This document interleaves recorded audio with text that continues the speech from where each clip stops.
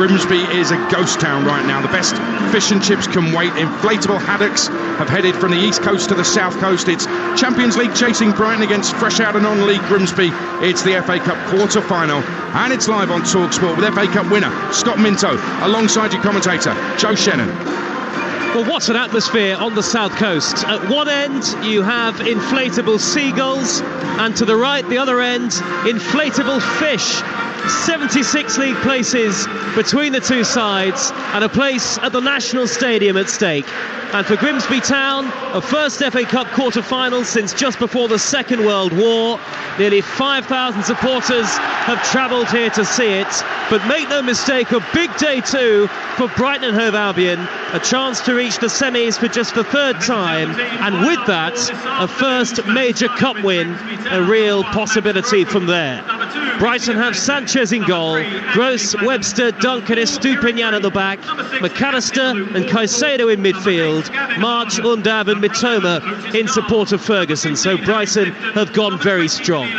For Grimsby, well, it'll be the biggest game in the lives of many of these players this afternoon. The goalkeeper is Max Crocombe, Andy Smith, Luke Waterfall and Niall Mayer are the centre halves. Michi Effetti and Anthony Glennon, who used to play in the same local youth side as Trent Alexander-Arnold when he was a child, they will be the wing backs. Kieran Green and Gavin Holohan, who scored 2 penalties in the round 5 win at Southampton, in midfield. Harry Clifton, Otis Khan and Danilo Orsi, who has spent almost his entire career in non-league, are the front three. Scott Minto, FA Cup winner with Chelsea in 1997 alongside me. Many of the Brighton players have been in this sort of situation before. For Grimsby, a chance they may never have again. Yeah, I think so, Joe. You know, look, I mean, in a way, they've kind of been in this situation because of what happened in the last round at Southampton. Going to a Premier League club, no one expected them to get anything out of it at all. Let's face it, they're a mid-table League Two side that actually was not even in the EFL last season. So mentally, I don't think they'll have a problem with playing against the big boys. It's just the actual quality of the players is another step up from Southampton to Brighton. And the fact that I think Ruben Selles made a lot of changes in the last round, De Zerbi has gone as strong as he possibly can. Again, that's another hurdle that they've got to try to get over. I think the first 15-20 minutes are going to be very important just to stay in the game. And then we'll find out what happens after that. But if Brighton go at it, go 2-0 up, then it pretty much is game over. What an afternoon we have in prospect here. Grimsby have emerged from a team huddle in an all-pink away kit today, with a red and black stripe across the front of the shirts. Brighton and Hove Albion in their familiar blue and white, the striped shirts with blue shorts and blue socks. The Amex is full, and you are live with Talksport in the third of the FA Cup quarter-finals. Off and underway. Brighton from left to right, playing towards the away end where those massed ranks of Grimsby fans are housed, all of them on their feet, and Grimsby playing from right to left. It's a cloudy day with the floodlights on the south coast, and it's a privilege to be here for games like this. Brighton have early possession with Lewis Dunk, 10 yards shy of the halfway line. And what a thriller in the FA Cup we brought you earlier on Talksport 2. Sheffield United 3, Blackburn Rovers 2, the final score. So Sheffield United joined Manchester City in the semi-finals. Manchester United against Fulham, live and exclusive on Talksport to come. We'll keep you up to date with the other games in the Premier League, the Championship and the Women's FA Cup quarter-finals as well. But Brighton have it with Adam Webster just shy of the halfway line. Grimsby sitting very deep, as you'd expect in the early stages. When they don't have possession, it's 5 across the back, 4 in front of them, and Orsi the lone striker. Brighton, though, break through straight away. Ferguson into the penalty area, and the low effort from the angle is gathered by the yellow-clad goalkeeper, Max Crocombe. Blimey. Within the first minute or so, Brighton showing just how good they are. It doesn't always matter about numbers, just the pass and movement. And Ferguson, I mean, he's a kid who's got a bright future ahead of him. Really good movement, just getting in the channels there. And he has that shot on his left foot. It's a decent save in the end. It wasn't the best of strikes, but it just goes to show from absolutely nothing, within 5 or 6 seconds, how potent Brighton can be. Roberto De Zerbi, the Brighton boss, watching from the stands today as he serves a touchline ban. I can see Paul Hurst, the Grimsby manager, his back to us on the near side touchline. We're about 10 rows from the front of the field of play, and right on the halfway line, so right behind the two dugouts. And Paul Hurst, and I'm sure the Grimsby supporters, determined to thoroughly enjoy the occasion. Their first FA Cup quarter-final for 84 years. No fourth-tier team has ever reached the semi-finals. Can Grimsby make history this afternoon? Live on Talksport. 2 minutes gone. Brighton 0, Grimsby 0 as Dunk heads clear for Brighton, and Caicedo picks the ball up, middle of his own half, will play it backwards to Webster, and now Gross, as we expected, playing in the right back position, trots over the halfway line. Solly March on the ball, sky blue boots. He scored the winner in midweek against Crystal Palace, and of course they've had such success not just in this competition so far this season, Brighton, but in the Premier League as well. 7 points off the top four as Grimsby look to break forward momentarily with Otis Khan, and then it's stabbed forward by Gavin Holohan all the way through to the Brighton goalkeeper, back in the side today, Robert Sanchez. I listened to a Grimsby podcast the other day, and Gavin Holohan was actually saying about how they just, first 10 minutes against Southampton, they couldn't get used to the pace and the power of the team, and it took them that to do it. So they need to do the same here. Brighton have started brilliantly well. Looks like at times they're going three at the back. Pascal Gross, 1 minute he's playing right back, then he's moving up almost just behind Evan Ferguson, and then you've got Matoma and Solly March out wide, so you've got an extra man in midfield there, not needing four at the back, and you can see how comfortable they are, every single Brighton player on the ball. Well, Roberto De Zerbi has his assistants, Andrea Malders and Enrico Venturelli patrolling the touchline today. March infield for Brighton from the right, back to the centre circle, and Dunk almost at walking pace here, and there's no press from Grimsby at all until Brighton really reach the midway point of the Grimsby half. And stepping in to win it back is the central midfielder Kieran Green, and here's Otis Khan on the halfway line, diminutive left winger, former Manchester United youth teamer. Quick touch of the ball, and then March was across to whip it off his toes. Quick, they got one touch, didn't they, in about 60 seconds, and they haven't got another touch for another 60 seconds. But yeah, no, they won't press high.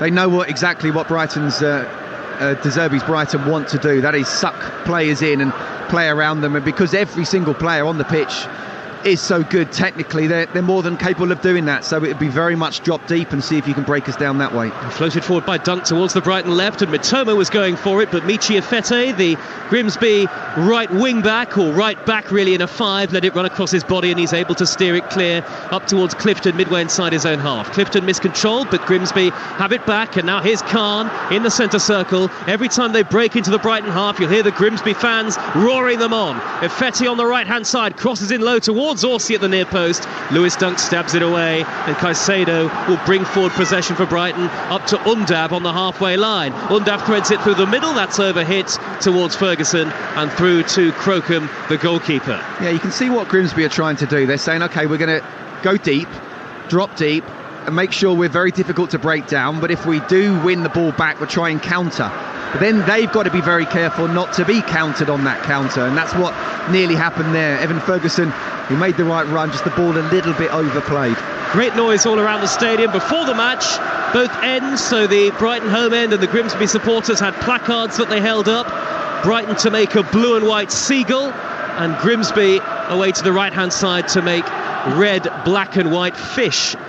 Here is March on the near side, the right, and the Grimsby fans all on their feet away on that far side of the field as Brighton dart forward on the attack. March twisting and turning down to the dead ball line. Can he pick out a cross? He drills it in right-footed, headed away by Mayer at the near post. Comes back out to Caicedo. Now Webster angles the ball wide to March again. He's led with the edge of the 18-yard box. Brighton 0, Grimsby 0. The Premier League side against the League 2 team in the quarter-finals of the FA Cup on Talksport. The ball threaded into the Grimsby penalty area. Cleared away as far as Caicedo to drive one in low. Spilled by the goalkeeper.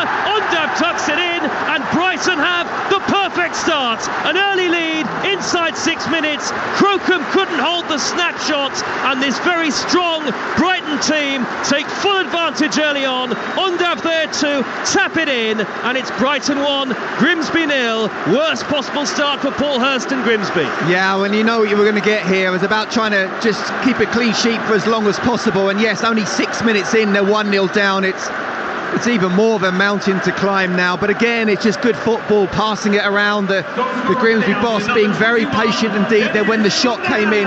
Crocombe made a decent save, but you've got to try and push it out, not back towards goal. And to be fair to Undav, he made the first reaction there, and it was a simple tap in for him. Everyone, the defenders of Grimsby, just standing still. not reading the situation, but Undav certainly did. Crocombe diving to his left, got to just try and push it out wide rather than back towards the goal, and he has a simple finish in the end. The worst possible start, as you say, Joe. It's poor goalkeeping, isn't it, really, from the New Zealander. Max Crocombe, 6'4", got down to his left to parry away the strike from Caicedo, but straight into the path of Dennis Undav, and Brighton lead by a 1-0. There's been a goal in the Women's FA Cup quarter-finals at the Dripping Pan. Ian Abrahams. Lewis 1, Manchester United 3. Nikita Paris down the left-hand side in on goal. Finished past Whitehouse. There won't be a cup upset here. Paris scores. C'est la vie. Lewis 1, Manchester United 3.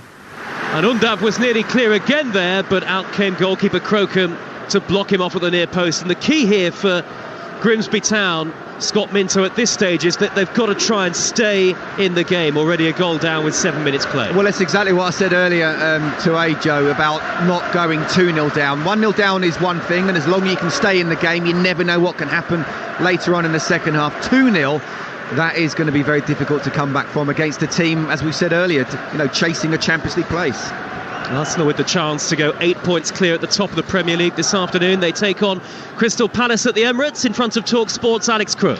Still Arsenal nil, Palace nil, but maybe Adrian Durham is right. Arsenal are the luckiest team in the Premier League because Palace unfortunate not to be in front. Wilf Zaha cutting in from the left. His shot bounced back off the post, hit Aaron Ramsdale, could have gone anywhere, goes behind for a corner. Arsenal nil, Palace nil. Paddy McCarthy's first game in temporary charge of Crystal Palace. It might be his only game, of course, because if you are to believe the reports, they intend to appoint a manager before the end of the international break, after the sacking of Patrick Vieira earlier this week. Following a defeat here to Crystal Palace, it's still Brighton 1, Grimsby 0. You haven't missed anything. Grimsby have hardly had a kick off the ball so far. The League 2 team, 15th in League 2, and they've knocked out a team from a higher division in every round of the competition so far. But even after beating Southampton in round 5, Scott, this is a different test altogether. It is, and with greatest respect to Southampton, it's almost like another division above playing Brighton. Horsey might be in behind here on the Grimsby left, but the offside flag is up. And that's the first time they've got into Brighton's final third, and they just need to try and start. We know they weren't going to get much of a touch of the ball, but they have to somehow get a little few passes going and even just knock the ball into the corner territory-wise, because at the moment they're just completely under pressure, and Brighton are playing at their own pace, at their own tempo, and opening them up at will. The inflatable fish are not being waved with as much fervour as they were before the game got underway, but still a long way to go, and you never know in the FA Cup. Just shy of 10 minutes played. Brighton have had, they must have had 80-85% of the possession as Stupinian pings the ball long. That's a good back header by Niall Mayer to cushion the ball into the gloves of the goalkeeper. 77% of the ball, I'm reliably informed, Brighton have had so far. You were close. And they lead 1-0. But Roberto De Zerbi stressed before the game that there'll be no complacency from his Brighton team, and a heck of a long way to go here. Waterfall has the ball, the Grimsby captain, on the edge of his own penalty area, exchanges passes with Gavin Holohan, and now it's stroked out to the right and forward to Holohan again. Just shy of the halfway line, he's dispossessed. Brighton quickly back on the ball. Caicedo lays it square to Gross, just inside opposition territory. Certainly not trying to force the issue here, Brighton. Gross tried to thread it forward to March, and it's all the way through to Max Crocombe, and we can get the latest in the Women's FA Cup at Reading, where they take on Chelsea this afternoon. Charlotte Richardson is watching. It's Reading 0, Chelsea 1, and with no recognised striker on the pitch. But who needs one when you've got a defender like Jess Carter who can finish in and around the 6-yard box? She took Guru Wrighton's delicious cross and converted, and Guru Wrighton has been in on the action again. She's been leading the line for Chelsea. She's just won them a penalty. Right back, Niamh Charles is standing over it. I'll bring you an update shortly to see if Chelsea can double their lead, but for now it's Reading 0, Chelsea 1. Header away by Dunk for Brighton. The ball will bounce down into the Brighton penalty area. Robert Sanchez has to hack it clear with his left foot because the last touch was off the boot of Caicedo. Back in the side today, Robert Sanchez. Jason Steele has had a good run of games in front of goal. Still Brighton 1, Grimsby 0 here, and Brighton have started in exactly the way I think Roberto De Zerbi would have wanted them to. There's a great deal of composure about this Brighton side, very comfortable on the ball, as we know, and playing Scott Minter with the confidence of a team who've only lost once in 2023. Absolutely, and it wasn't an easy thing for De Zerbi to do to improve the Brighton side once Graham Potter went, because they were doing so well, but he's done just that. He really has, and everyone just looks so comfortable on the ball. He wants his centre-backs to be playing out, and that's what they're doing. They're almost playing like number 10s themselves. Ferguson plays it back to Undavson inside the Grimsby penalty area, smuggled away by Grimsby upfield. It was a lovely little interchange between Ferguson and Undav there, and then a back pass that is a risky one from Dunk. It's bouncing back towards his own goal. Sanchez is there and able to recover. Well, Dunk hit that from the halfway line. It was a looping back pass that initially flew over the head of Sanchez. Very fortunately for the Brighton captain, it didn't have enough on it to make it all the way through towards goal. Still 1-0 to Brighton here, but a goal at the Emirates in the Premier League. Alex Crook. And a goal for the leaders. Arsenal 1, Palace 0. Bukayo Saka with a clever cut back across the penalty area. Martinelli with the emphatic left foot shot into the corner. Arsenal 1, Crystal Palace 0. And so Arsenal heading towards an 8-point lead at the top of the Premier League. Let's get news of that penalty in the Women's FA Cup quarter-final at Reading. Charlotte Richardson. It's Reading 0, Chelsea 2. 2 goals in the space of 2 minutes. The second, a coolly converted penalty from midfielder Maran Miel. She pinched the ball off of teammate Niamh Charles, who had been standing over it. A bit of added pressure, but she didn't look at all pressurised when she stood up right-footed to convert and double the visitors' lead. Thanks, Charlotte.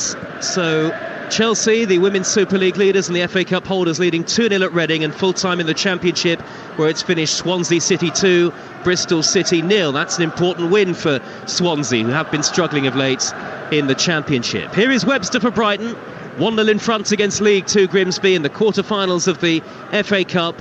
Brighton still very much with European ambitions in the Premier League. Another home game to come after the international break here against Brentford. During the international break, Talksport will bring you full commentary of both England qualifiers for Euro 2024, away at Italy next Thursday and at home to Ukraine next Sunday. So both those matches live on Talksport. Here is Webster on the halfway line for Brighton, feeds Caicedo, further wide is Gross, near side the right, midway into Grimsby territory, early ball threaded in towards the near post, and Ferguson cut out by a stretching Holohan, and the deflection takes it through to Crocombe, the goalkeeper. Have Grimsby Town got a little bit of a foothold in this game, Scott Minter? Yeah, I'm not sure I'd describe it as a foothold, but they've certainly got hold of the ball a little bit more, haven't they? Look, defensively, it's all very well playing 5 at the back, but the 2 central midfielders in that 4 really need to be protecting their centre halves, because Brighton are so clever with their movement. As I say, Gross is sometimes playing right back, and then he's going into just behind Ferguson. Very difficult to pick up, but yes, they have been better on the ball, and I think they would have gained a little bit more confidence in the last 5 or so minutes. And Scott and I were here nice and early before the game started. There are already Grimsby fans arriving at the Amex in advance of 3 hours before kick-off. They were here well before us, Joe. There's actually a Grimsby fan in a full-length, head-to-toe, black and white striped suit behind the goal, wedged in one corner a long way away. And they're chanting passionately, the Grimsby supporters, hands high above their heads. And as long as they can stay in the game, maybe at only a goal down, there might still be some hope for them in the time. There's only 15 minutes gone. Well, exactly, and we just saw that mistake from Lewis Dunk where he overhit the back pass, and Robert Sanchez was definitely tracking back, and you're thinking if he takes one bad touch there, that goes into the goal. So you never know, one mistake, one bit of brilliance, a free kick, just stay in the game at 1-0. Khan has the ball, lip of the centre circle, 15 yards into the Brighton half, and now here's Anthony Glennon, the left wing back, all in that pink Grimsby change kit. It's back with Waterfall in the centre circle, and that's decent possession from Grimsby. The first time really in the game they've been able to put 5 or 6 passes together. Then it's sent forward down the far side right channel by Andy Smith, touched onto the wing back Ifetti, Clifton in a crossing position, delivers, deflected off Estupinian, and that deflects away for a throw right by the corner flag to Grimsby on the far side there right. Yeah, much better there, Joe, wasn't it? They kept the ball, they made some passes, they had a little bit of belief. It's very difficult to come to a place like this and suddenly first 5-10 minutes you can't even touch the ball, let alone try and attack. but that when they have in the last 5 or so minutes just tried to get the ball down and have a bit of confidence, a bit of belief in themselves, they've looked a lot better. I wouldn't say dangerous as yet, but they've looked a lot better. Andy Smith, the Hull loanee, and Luke Waterfall, the captain, have both come forward for a long throw, which the other centre-half, Niall Mayer, formerly of Halifax Town, is going to go across to take.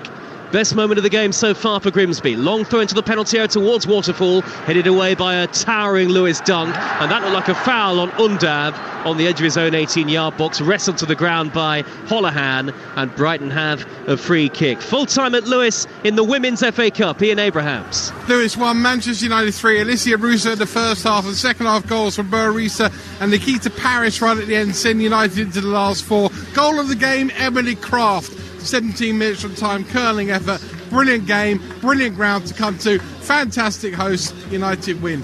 Lewis 1, Manchester United 3. The dripping pan and nearly 3,000 in attendance today. So Chelsea through in the Women's FA Cup quarter-finals. Manchester United through, rather. Chelsea in charge 2-0 away at Reading already. Birmingham 0, Brighton 1. Brighton Women 1 is the latest score in the Women's FA Cup quarter-finals. And Aston Villa take on Manchester City in the 6 o'clock kickoff. Here come Brighton against Grimsby, with Undav looking to flick the ball through the middle towards Ferguson, and Undav is fouling Holohan, and that'll be a free kick to Grimsby midway inside their own half of the field. Earlier, Sheffield United 3, Blackburn Rovers 2 in the FA Cup quarter-final. Manchester City beat Burnley yesterday live on Talksport, and we'll bring you full commentary of Manchester United against Fulham live and exclusive later on. That's a 4:30 start. The fact that possession has gone down from, 77 to 67, I think tells you a little bit how the last 5 or so minutes have gone. As I say, they have had the confidence, Grimsby, to get hold of the ball. And Brighton, it looks like they're playing in second gear at the moment, but the longer you can keep them to 1-0 and then, as I say, nick something, they've got a lot more belief now, you have to say, Paul Hurst men. Paul Hurst, who Scott spoke to before the game, former teammates at Rotherham, and he was his usual self-deprecating self. He's not afraid to have a laugh, is he, Paul Hurst, at his own expense? I spoke to him before the Southampton game. I said, how do you see it? He said, I'll be happy to keep it down to single figures. and then what happened? And he's saying the same thing again now. And but Hurst is one of those guys where you can listen to what he says, and if you don't know him, you'll be thinking, really, is that what he's saying? But I mean, boy, if ever there was a 100%er, it was him, and he got every ounce of effort out of himself, and he's doing exactly the same with his team as well. So yeah, great guy to speak to, and speaking to a few other people who I've been teammates with here and played under Hursty as well. They've said they really enjoyed playing under him, so he's doing really well. In his second spell, Paul Hurst, and led the club to promotion back to the English Football League last season via the National League playoffs. Here is Dunk on the halfway line for Brighton, plays it square and left to Estupinian, just 10 yards into the Grimsby half. Dark, cloudy skies up ahead. 20 minutes gone and Brighton lead by 1-0. That early goal from Dennis Undav. Grimsby have stuck to their tactical plan. Everybody's sitting deep, everybody's sitting behind the ball, and they've won it back now with Kieran Green just shy of the halfway line. It's knocked infield by Glennon towards Khan. Khan wearing number 11, dispossessed by Undav, who poked out a leg to win it back in the tackle. Now it's Estupinian, again for Brighton, just shy of the halfway line, and he rolls it wide to the far side, and Mitoma in front of the East Stand on the far side with its 2 tiers. Now Webster, halfway line. Webster looks up. Ferguson had made a run inside right channel. Webster plays it forward 10 yards to Gross. Back to Webster in infield now to Dunk in the centre circle. And Brighton faced with a wall of pink shirts in front of them, but they didn't have too much trouble passing and probing through the middle of that Grimsby wall a little earlier on in the game. Dunk, the captain, has it again on halfway, and they'll be very patient here, Brighton. No need to force the issue at a goal to the good. No, you can see when they're without the ball, Pascal Gross drops into a right back spot. When they're with the ball, he pushes on. So you've got him, Undav and McAllister just trying to find little pockets of space in behind the midfield 4, but in front of the back 5. And at the moment, just waiting, being very patient. And if they give it away, then Grimsby are certainly looking to try and counter. Bouncing ball on the Brighton right, the near side of the field. March has hooked it away from Glennon. He gets the return ball back from Gross. March on the near side, all left foot as he cuts infield as he loves to do. Back to Gross again, midway into Grimsby territory. The Grimsby fans consistently singing away to our right, the end that Brighton are attacking in the first half. Dunk has it once more, dead centre, middle of the Grimsby half. Grimsby, no need to press, at least it would seem is the intent, until the ball is in the final third. Now Brighton come forward with Mitoma, orange boots on, back to Estupiñán. It's a possession game for Brighton today.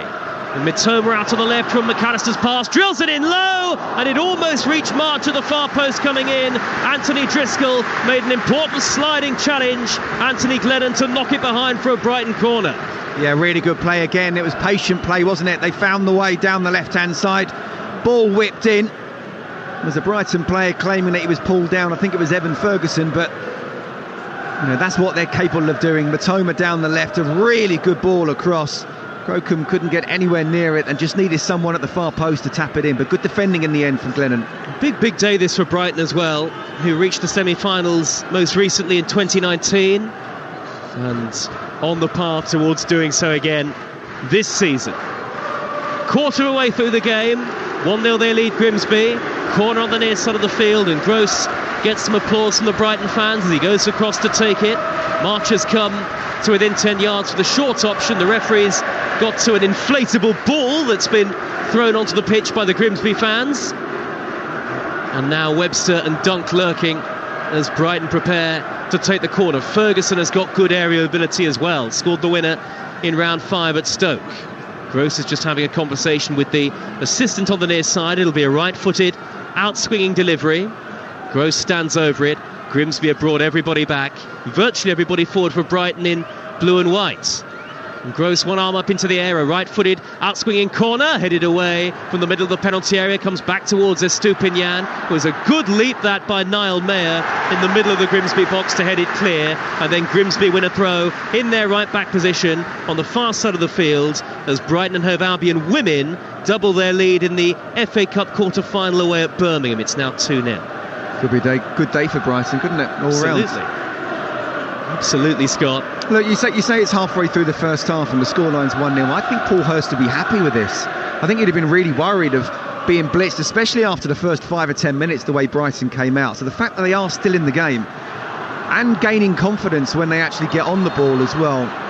I'm not in any way suggesting just yet, Joe, that they can get back and get it to extra time and penalties, but they are in this match, and that's the important thing. You can never be sure in the FA Cup. Grimsby Town, the first 4th tier side at this stage of the competition for 33 years. But it's Brighton in front, latest at the Emirates. Talksport's Alex Crook. It's still Arsenal 1, Crystal Palace 0. The visitors have really retreated into their shell since Gabriel Martinelli's 13th goal of the season opened the scoring. Thomas Partey has just headed wide from an Erdegaard free kick. Bukayo Saka is having a worldie up against Tyreek Mitchell. Arsenal 1, Palace 0. And Arsenal heading 8 points clear at the top of the Premier League. Of course, Manchester City were in FA Cup action yesterday, beating Vincent Kompany's Burnley by 6-0. Brighton on the attack here with March, right-hand side, driving infield onto his left foot, swinging a great reverse ball, and the downward header, a sharp header from Undav, was straight at the goalkeeper Crocombe. It's a good chance, that, really good chance. Solly March was having a fantastic season, just comes inside, brings it onto his left foot, and to be fair to Undav, he's probably in about the line of the near post, about 13-14 yards out, so he's having to generate a little bit of pace as well. At least he's hit the target. Unfortunately for him, it's gone straight at Crocombe, but much better from Brighton, because they've had a lot of the ball, as we've talked about, but the last 5, 6, 7 minutes they've not really created many chances. Brighton 1, Grimsby 0 in the FA Cup quarter-finals. Live on Talksport with Carling, the official beer partner of the Emirates FA Cup 18+. Please drink responsibly. Here is March again for Brighton, teasing Mayer down this near side the right. He skips towards the corner flag. Mayer, though, tussling with him, holding on to March right in front of the assistant referee. That's out of play for a Brighton throw. Well done. Really good defending there from Mayer. One thing you don't want to do, if you get really tight, stay tight. Don't let him turn at you, because Solly March, although he's predominantly left-footed, he can quite easily go down the line as well and cross with his right foot. It's a horrendous guy to mark in a one-on-one situation, so that's good defending. That's the voice of FA Cup winner Scott Minto with Chelsea in 1997, a man who will have come up against many a tricky winger in your time. I made them look very good, Joe. I'm sure that's not the case. Very modest Scott Minto. As the ball is dinked forward by McAllister up to the edge of the Grimsby penalty area. Sliding in is Kieran Green, a bit of a midfield powerhouse in the centre for Grimsby, but Brighton have got it back again with Dunk. lip of the centre circle, steers it square to Estupinian, inside left channel, midway into the Grimsby half. And of course, has been the case throughout the first 26 and a half minutes. Grimsby with 11 men back behind the ball. Lovely threaded pass through to Ferguson, who just miscontrolled at the vital moment. Well, that split the Grimsby forward line, midfield and back line. But fortunately for Grimsby, Ferguson's touch wasn't great to reach that pass from Webster, and all the way through it went to goalkeeper Crocombe. The pass was so good it split me and you, Joe, up here. I mean, it was a wonderful pass, it really was, and it was a really good run from Evan Ferguson, but he just stretched a little bit too much and it was a poor touch. You know, this is a difficult side to break down in a 5-4-1. A pass like that, you have to make the most of it. Orsi's got the ball for Grimsby, midway inside Brighton territory. This is a good opportunity for Grimsby here. If Ifetti can get a cross in, nudges it forward towards Clifton, and that's a poor ball from Ifetti. It's gone out of play for a Brighton goal kick. Another goal in the Premier League at Arsenal. Talksport's Alex Crook. And another goal for the Gunners. Bukayo Saka has been sensational in this first half. He did really well to keep the ball in play down by the corner flag, played the 1-2 with Ben White, latched onto return and fires home left-footed into the corner. Arsenal 2, Crystal Palace 0. And Brighton's run of games without a win is surely going to continue. The ball is on the halfway line for Brighton here with Estupinian. Crystal Palace in all sorts of trouble in that congested Premier League relegation battle. Do you know what? It's a big game for both. Psychologically for Arsenal, with obviously City playing in the Cup, to go 8 points into the international break, albeit having a game more, very, very important. For Palace, just a point would be a great result, but it doesn't look like it's going to happen. Brighton and Hove Albion here, one defeat in 12 this calendar year so far, and even that game they probably shouldn't have lost at home to Fulham. Undav trying to flick it towards the far side, the left. He's got away from the defender Waterfall. He'll actually miscontrolled initially there. Undav steers it back out wide to Mitoma, 5 or 6 yards from the corner flag. Mitoma a couple of step overs. He's got Iteti for company, and he's played it against the shins of the Grimsby defender Michi Ifetti, and Grimsby ball clear now with Clifton, who hoists it high over the halfway line. Dunk running back towards his own goal. He's plucked it out of the air beautifully, Lewis Dunk. I talk about the centre-backs being like number 10s. He brought that down out the air over his shoulder like a number 10, didn't he? You know, De Zerbi, he's really improved everybody here, you have to say. And the fact that he wants the centre-backs to play even more from the back as well, you have to be very good to do that under pressure. But they are good enough to do that, and he believes in them. And it's about not worry if you make a mistake. He says, don't worry, just do it again. This is what I'm asking you to do. It's a real high risk and reward in the Premier League. You know, obviously today it's very different because Grimsby are dropping off, but the centre-backs are very good footballers as well as very good defenders. Well, Brighton are a club who just seem to continually evolve, no matter which players or which head coaches leave the club, as we saw earlier this season. Do you know what, from the very top with Tony Bloom and Paul Barber as well, there's been people from recruitment who have gone. As the manager's gone, there's lots of players who have gone for very good money as well. The only criticism I would have, you know where I'm going with this? I know what's coming here. A curry as a pre-match press snack. you had yours at 11:30, didn't you? I had to eat curry something in the morning. I had to wait till midday. It was a choice that did require a bit of bravery. I was expecting a full English. You know, I didn't eat in the morning at home. Yeah, I'll tuck into that. Well, we're always very lucky to be well looked Absolutely. after here at Brighton. Yeah. But yes, that was a choice that we weren't expecting, maybe, coming into the game. You're doing okay if that's the only criticism someone can throw at you. It's not bad, is it? Absolutely. It's not bad. It's a well-run club. And Brighton lead Grimsby by a 1-0 on the FA Cup quarter-final, a second day. Manchester United against Fulham, live and exclusive from Old Trafford, to come later on Talksport. Heavy touch by Undav midway into the Grimsby half. It's one back by Mayer. Scampering in field is Otis Khan. Plays it back to Niall Mayer, just to the left of the trio of Grimsby centre halves. Waterfall, the captain, who reached the quarter-finals in 2017 with Lincoln, who were then a non-league team, and now it's stabbed forward by Hunt. Intelligent ball over the top for Orsi to chase. Robert Sanchez is out of his goal to claim, edge of the penalty area. Orsi was appealing there that he'd gone out of the box. That was close, I tell you, and a much better play again from Grimsby. Again, they're keeping the ball. There was the balls in behind. A good run from Orsi. Lovely threaded pass by Caicedo through the middle towards Mitoma. Max Crocombe was out of his goal very quickly, reached the ball on the edge of the penalty area before Mitoma, and was able to hammer it clear. And that's good goalkeeping as well, isn't it? Reading the situation. Again, Brighton is so good on the ball. They can split both midfield and defence with a really good pass. And I'm just looking at a replay at Robert Sanchez picking up the ball, and it looks to me as if he's outside. Well, the referee is in conversation with Orsi, who was the player closest to the incident, and Lewis Dunk, the Brighton captain, and a little bit of confusion in and around us in the stands. The game has been stopped as the referee continues in dialogue. He's clearly in communication with the VAR, and the referee will allow play to continue. Jared Gillett is the man in the middle today. Was it for that, whether it was outside the box or not? I'm not sure. I don't think it would be that definite to say that yes, that's a bad mistake, so they turn it around. But again, it's just a little positive for the away side here, that they can pick up on, gain a little bit of confidence. Forward ball by Webster, forward to Undab, 5 yards from the edge of the penalty area, almost escaped the defender, plays it into Gross, angle tight, right across the face of goal, and Mitoma, stretching from 3 yards out, has knocked it over the top. He really should have scored. It was a virtually empty net. Again, great play from Brighton. It is what they're capable of when they play 1-2 touch football. Sometimes they've struggled to open up, but that ball and the run in behind, they got down the right hand side. Gross with the ball across, and Mitoma, my goodness me, he's completely free. He is stretching, but he's in front of goal. Okay, he's perhaps worried about the far post there, but my goodness me, should have just brought his left foot around rather than going with the outside of his right foot. And you know what, Joe, 2-0 I'm afraid kills this game, but as long as it goes on at 1-0, Grimsby is still in it.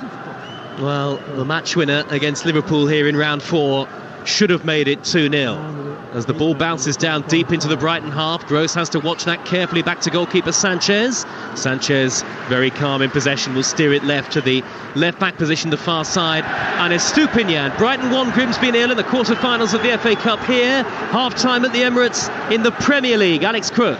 Arsenal 2, Crystal Palace 0. A scintillating first half from the Gunners. Bukayo Saka made the opening goal for Gabriel Martinelli in the 28th minute. He scored himself 2 minutes before half-time after a lovely 1-2 with Ben White. Wilf Zaha did hit a post for Palace early on, but they've been no match for the leaders. It's Arsenal 2, Crystal Palace 0.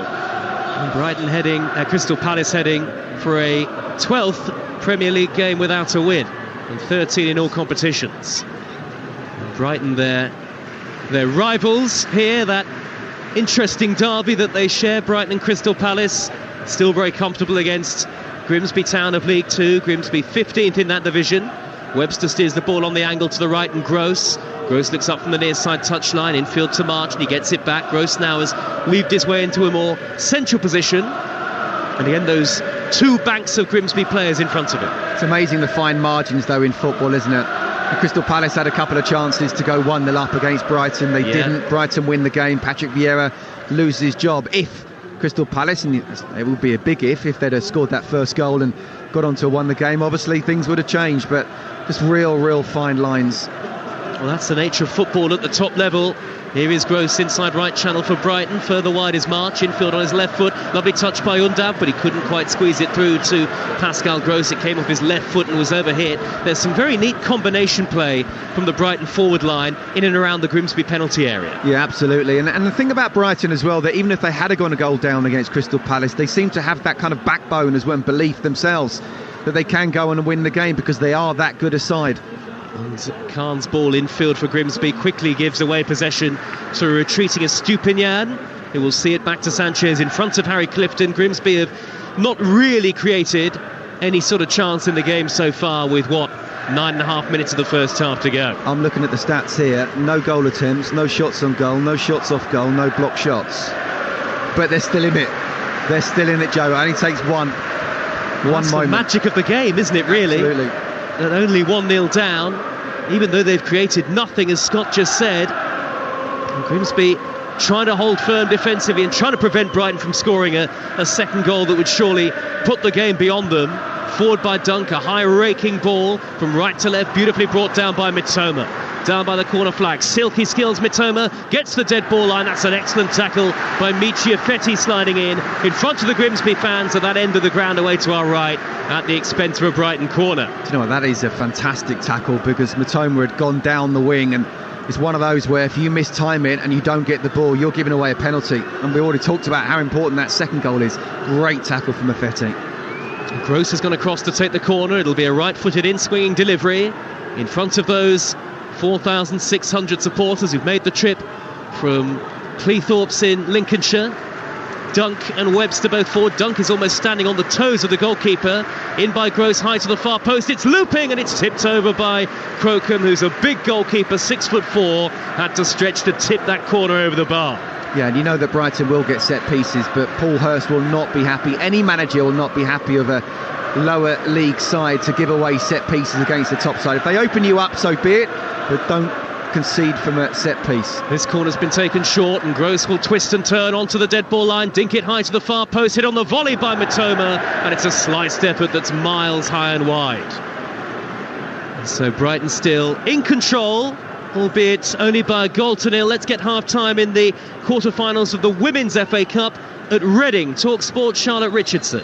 It's Reading 0, Chelsea 2. The cup holders in cruise control courtesy of 2 goals in as many minutes. The deadlock broken when Guru Wrighton's pinpoint deep cross into the box was clinically finished by defender Jess Carter. Wrighton, involved again moments later, won her side a penalty. Maran Mield stepped up, sent the keeper the wrong way and doubled Chelsea's advantage, which is a comfortable one at the break. It's Reading 0, Chelsea 2. It's also half-time in the Women's FA Cup at Birmingham. Birmingham 0, Brighton Women 2. Grimsby have it here with Glennon playing it backwards to the feet of Mayer. Glennon again in the left-back position, steers it infield, a risky pass, but Holohan with the white boots on is there to control. Holohan converged upon by Brighton players. It's been won back by Caicedo, edge of the penalty area, left-footed shot, drills it just wide of goal. And a warning for Grimsby Town that if they are going to try and play the ball out of defence, Brighton will be there to seize upon any possible mistake, and Caicedo wasn't too far away from making it 2-0. Yeah, I think one, it shows the confidence that the Grimsby players have, the fact that they're willing to play the ball out from the back, and it wasn't necessarily a bad ball from Glennon, but you're putting your midfielder under pressure, and Caicedo won it back. They end up getting the ball, and it was very much like the first goal, wasn't it? Caicedo on his left foot having a shot. This time it was just wide. Do you know what? Don't even risk it. I'm sure Paul Hurst and his assistant will be saying, just if you have to knock it long, knock it long. The problem is the forward players aren't that tall, so it's a very difficult thing to do. You know, they're just such a good side, Brighton, to play against, both with and without the ball. Paul Hurst watching on, edge of his technical area, hands in his pockets. Brighton coming forward again as the skies get a bit brighter here.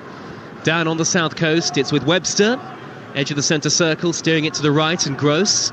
Gross drifted infield, a square pass to Undav, back to the halfway line, and Webster again. And Dennis Undav, who has scored the goal to separate the two teams. And Brighton, of course, will be heading to Wembley as it stands, joining Manchester City and Sheffield United in the FA Cup semi-finals. Given away by Webster. Clifton's touch, though, was heavy on the halfway line, and the chance is gone for Grimsby. Estupiñán, midway inside the Grimsby half, out to the left, and Mitoma infield, twisting then back onto the outside, sets up Estupiñán again. Brighton potentially here, those threaded passes have been a problem for the Grimsby defence all game so far. You can't underestimate the possibility of one of those slide rule Brighton balls opening up the Grimsby defence, as it's flicked on by Caicedo to McAllister, dinks it up the middle and controlled by Undav with his back to goal edge of the D. 5 yards further back is Caicedo. Now Webster right of centre, onto Gross, corner of the 18-yard box, sandwich in between two pink shirts, and Glennon will hack it away upfield for Grimsby towards the near side touchline, and it's thundered high into the air by Mayer into the front row and out of play for a Brighton throw. Have it. Just for a second there, Scott, I thought it might be coming. You might have had to head that away. Sometimes you have to clear it like that. You have to. You know, we talked about getting the ball down and having the confidence to pass, but pass in the right areas. And you know, when you centre half, the ball is bouncing, it's on his left foot. Don't mess with it. Just get rid of it. That was an old-fashioned clearance from Niall Mayer. And Brighton have it again with Caicedo midway inside the Grimsby half of the field. Forward by Estupiñán, needle touch by Ferguson to find McAllister, rolls it left to Mitoma, left hand edge of the penalty area, pulls it back to Gross, left-footed snapshot over the top from around 12 yards, and had he kept it down, it surely would have been 2-0. Lovely flowing football from Brighton and Hove Albion, but they were wasteful again there. Yeah, really good. And Mitoma down the left-hand side, he's such a good player. What a buy he has been. And he's superb again today. He looks up and flicks it with the outside of his right foot. Gross, very clever, just stands still. Everyone's going towards the goal. He stands still, and he's got to hit the target there. He's right in front. Yeah, about 15, 16 yards out, but hit the target. And you're right, if he had done, I think it would be 2-0. They recruit so cleverly, this Brighton side, the Brighton board. And here is Glennon on the halfway line for Grimsby, whipping it high down the near side channel, header away by Gross. Robert Sanchez, the Brighton goalkeeper, hasn't had a save to make in the 41.5 minutes that have been played. As we tick towards half-time with Brighton a goal in front. Orsi has it for Grimsby centre circle. He's pushed that on inside right channel, miles in front of Clifton, who was never going to get there. And Estupinian just eases across to flick it back to the goalkeeper Sanchez. 1 or 2 blue seats starting to emerge in the home sections. Brighton fans heading to the concourse areas ahead of half-time. Gross is over the halfway line, rolls it infield to Undav, who took it in his stride, driving towards the corner of the box. Now March will look to cut infield onto that favoured left side, twist back onto his right, deflected cross, and it's gathered by the goalkeeper. It could have been a nasty one, that, for Crocombe, spinning off the heels of the defender, but in the end clutches it into his chest. Yes, he does. And what, we've got 2.5 minutes to half-time plus injury time. I think for Paul Hurst, we think he'd just get to half-time and keep it 1-0. He'll be pretty happy. In fact, he'd be very happy with that, especially at the start, the first 10 minutes, the way it went, how Brighton looks so far in control. They've come back into the game again. They haven't really had a shot on or off target, Grimsby, but you know, that can come later in the second half. Goalkeeper Crocombe thundered the ball upfield. Brighton have cleared it eventually up to the halfway line. There was a moment's hesitation where Gavin Holohan, the Irishman who scored both goals in the famous win at Southampton, was looking to burst forward, but Brighton deal with it eventually with relative ease. And it's now with McAllister, the World Cup winner, up against League Two Grimsby today, 10 yards into opposition territory and left of centre. And that's what these Grimsby players can say. They can say, I was on the same pitch as a World Cup winner. Yeah, he's well used to getting through to major cup competitions, is McAllister. Here is Gross down by the corner flag, near side for Brighton. Back to March, infield to Undav. Undav looking to twist and turn, surrounded by 3 in Grimsby pink.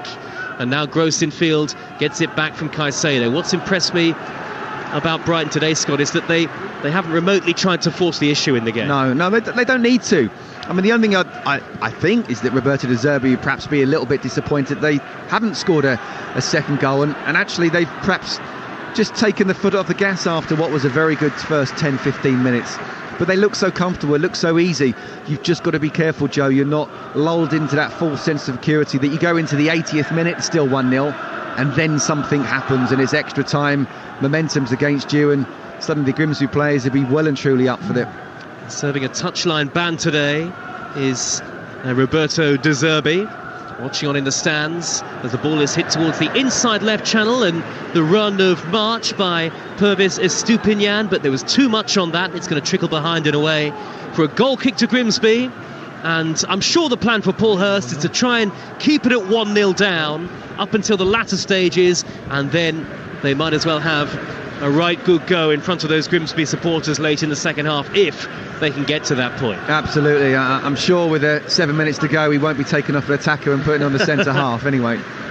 We've nearly had the first 45 minutes of normal time. Header away by Webster from midway inside his own half, and another from the former Bristol City man. It's nodded down. A foul though by Ifetti, climbing all over the top of Kaoru Mitoma. Free kick to Brighton. We're into a minute of added time at the end of the first half. Manchester United against Fulham is our live and exclusive FA Cup quarter-final. Commentary on Talksport later. You won't hear that on national radio anywhere else. Mitoma in down the inside right channel, now up to the edge of the penalty area, lays it square to March. Great tackle by Green, tracking back, got a foot in just as March was about to pull the trigger. And now maybe Grimsby can counter right at the end of the first period. It's Clifton over the halfway line. He plays it forward to Khan, back to Clifton. All the play on that far side, the right at the moment for Grimsby. Scooped down towards Clifton again, but headed away by Estupinian, and Brighton have it back. Unlucky. It was the right idea to try and go over the top. I've got to say, brilliant defending from Kieran Green there, protecting his back 5. Crucial tackle. Just seconds of the first half to go. March has got it right wing position, looking to cut in field, finds Pascal Gross, back to goal. All eyes on the referee, who blows the half-time whistle, and it's Brighton who are heading to the FA Cup semi-finals as it stands, but there is still hope for League Two Grimsby, who have hardly had a kick really in terms of possession, not had an effort on goal, but at 1-0 down they're still in the game. Dennis Undav gave Brighton a very early lead, 6 minutes in, seizing upon a snapshot from Caicedo that was parried away by the goalkeeper Crocombe. Undav there to tuck in the rebound. Since then, both Mitoma and Gross have missed excellent chances for Brighton, who failed to add to their advantage. And at the break, on Talksport, the Premier League side lead the League Two team. Brighton and Hove Albion 1, Grimsby Town 0. Joe, thanks very much. Sheffield United already there. They've beaten Blackburn 3-2. Man City there after a 6-0 win over Burnley last night. Brighton halfway there. But Scott Minto at the Amex, how is it only 1-0? I think it's only 1-0, Aid, because Brighton are quite happy for it to be 1-0. You know, I think if they had to win by 4 to get through, shall we say, to the next round, then they would have stepped it up. It was almost too easy in the first 10-15 minutes, and it was the right tactics from Paul Hurst, and still would be the right tactics in the second half, just to not try and press, have that 5-4-1 formation. They were opened up early on, and I'm sure Hursty would have been thinking, oh my goodness, where's this going to go? But he'll be delighted at half-time now. It stayed at 1-0. Yeah, I mean, the great thing about that is, you know, there is still a game. They are still very much in the game. But at some point, they will have to do something, won't they? Because it has been all Brighton. No shots at all for Grimsby. Obviously, nothing on target. So something has to change at some point in the second half of the Mariners. Yeah, it does, but I still think the first sort of 15-20 minutes, just try and keep it as it is. Again, the moment Grimsby try to open up, then that gives Brighton the space to do it. We've already seen some incredible passes, Aid, for here from the Brighton midfield, and the movement is great. Pascal Gross is sometimes playing at right back without the ball, then almost just in and behind Evan Ferguson with the ball. So the movement is just incredible. They've got to be very careful. Stay in the game 70, 75 minutes, and then you can start maybe even just throwing players up there. But at the moment, it's about staying at 1-0. If I just give you the stat for passes in the opposition half, 230 for Brighton, 61 for Grimsby. Yeah. I was quite surprised it was as high as 61. Yeah, it's that many. I'm surprised too. Yeah, Mitoma, the miss. And you said in commentary he's gone with his wrong foot. I was speaking to somebody close to Brighton in the week, and they were saying everybody's raving about Mitoma. He is a work in progress. There's still a lot of work to do with him. Very good player, loads of potential, but by far he is not the finished article. I think that kind of proved it, missing that chance. Yeah, but isn't that scary to hear? We're already seeing how good he is in the Premier League, not just today, in the Premier League, and yet there's a lot more to come. Yeah, decision making, that's obviously what the real top players do. They make the right decision all the time. He made the wrong decision. Clearly he's very right-footed, but yeah, he's got to trust his left foot there, because that would have given him an extra half a second to get into that right position. And 2-0 does make it very, very difficult for Grimsby to come back. But look, he's an amazing talent, and as I say, to think there's more to come, right backs will be very, very nervous facing him. Quick word on the goal. Undaf's finish, but could Crocombe in goal could he have done a bit better? Because it's not exactly a clean, fluent strike from the edge of the box. It is a bit of a bobbler, and I'm just wondering if he could have parried it out to the side rather than in front of him. Yeah, absolutely, Aid. It wasn't a completely clean strike, albeit it still came at a bit of force. Could he have actually tried to hold on to it? If you can't, then it's basic keeping stuff. You push away. I think he was just so concentrated on trying to save the shot. He's put it right back in, and fair play to Undav. He doesn't always play, does he? But he was alive to the situation there. The defenders weren't. 1-0, that's the only difference so far. It is Brighton 1, Grimsby 0. So the Premier League side heading through as things stand, but the League 2 side very much still in the tie, but they will have to start going forward a little bit more at some point in the second half if to get back at least on level terms. Let's go to the Premier League game at the Emirates, where the league leaders are in control. Alex Crook. They certainly are. Arsenal 2, Crystal Palace 0. We've only played 2 minutes in the second half, but really Arsenal and Bukayo Saka in particular have picked up where they left off at half-time. A goal and assist already for Saka as Martinelli drills one all the way across the penalty area. Saka teed up Martinelli for the opener on 28 minutes. Great footwork from the Brazilian before firing left-footed into the bottom corner. And then 2 minutes before half-time, Saka with a lovely 1-2 with Ben White. And he was on hand to finish left-footed beyond the teenage Palace goalkeeper, Joe Whitworth. It might have been an act of mercy, actually, if Palace had taken off their left-back Tyreek Mitchell during the interval. He has had a torrid afternoon up against Saka twice already since half-time. Saka has absolutely waltzed past him into the penalty area on the first occasion, forcing a save from Whitworth. I know I've mentioned him a lot, Adrian. He's been brilliant, Saka, this afternoon. The first player in the Premier League to go into double figures this season, both in terms of goals and assists. Bodes well for the upcoming international break with England, doesn't it? Absolutely right. Saka very much in contention for player of the season, and rightly so as well. And on the score sheet, Arsenal 2, Crystal Palace 0 in the Women's FA Cup quarter-finals. Man United, as we know, were 3-1 winners at Lewis earlier on. What's happening to the holders? Chelsea at Reading. Charlotte Richardson. It's Reading 0, Chelsea 2. The current holders, Chelsea, made 6 changes to their starting lineup with no recognised striker in their 11. It proved not to matter in the first half, or not to matter when you have defenders who can finish like Jess Carter. She broke the deadlock halfway through the opening 45. Neat finish from a great cross into the box from Guru Brighton. Brighton spearheading Chelsea's attack, has worked tirelessly, and she had a penalty shout denied earlier in the game, but not on this second occasion. She was fouled in the box, and the spot kick coolly converted by Maran Mielda, who sent the Reading keeper Grace Maloney the wrong way. The visitors look comfortable despite the heavy squad rotation, a sign of their strength and depth. Concentration and professionalism required second half, though, to seal that place in the final four. We've just gotten back underway. It's Reading 0, Chelsea 2. And also in the Women's FA Cup quarter-finals, Brighton 2 up at Birmingham. Danielle Carter with a penalty after Poppy Pattinson had put Brighton in front. So in the Women's FA Cup and the Men's FA Cup, Brighton heading through to the semi-finals as things stand. In the Men's FA Cup earlier, it finished Sheffield United 3, Blackburn Rovers 2. It was a 5-goal thriller, noon kickoff on Talksport 2. The winner came from Tommy Doyle in added time, and the Blades boss, Paul Heckingbottom, has been speaking to Talksport's Ian Danter post-match and credited his side's resilience in the win. First of all, character to come back twice says a lot about the players, but against it, one of the best counter-attacking teams says even more about the players, because you concede first against a team like that. It sets the game up exactly as they want, and you know you're going to concede opportunities because it's the way it is. They're very good at it. So for us to still limit that, or albeit when they get in, make big saves, they had one off the post, but for us to keep pushing and create his own opportunities and miss a few, and you're thinking, is it going to be your day? It says a lot about the character.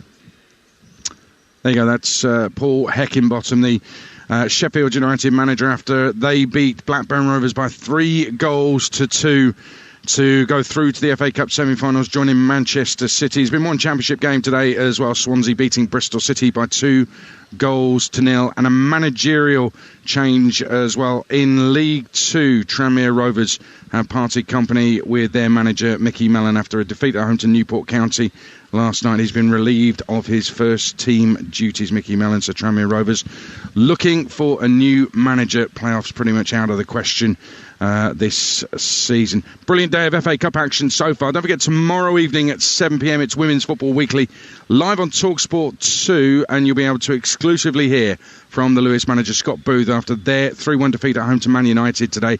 But next, it's the second half of this Men's FA Cup quarter-final as Brighton lead Grimsby 1-0 on Talksport at half-time. FA Cup live on Talksport with Carling, the official beer partner of the Emirates FA Cup. 18 plus, please drink responsibly. 5 at the back, 5 shots on target, 5 seconds of genius. And now, 5 bets in a bundle.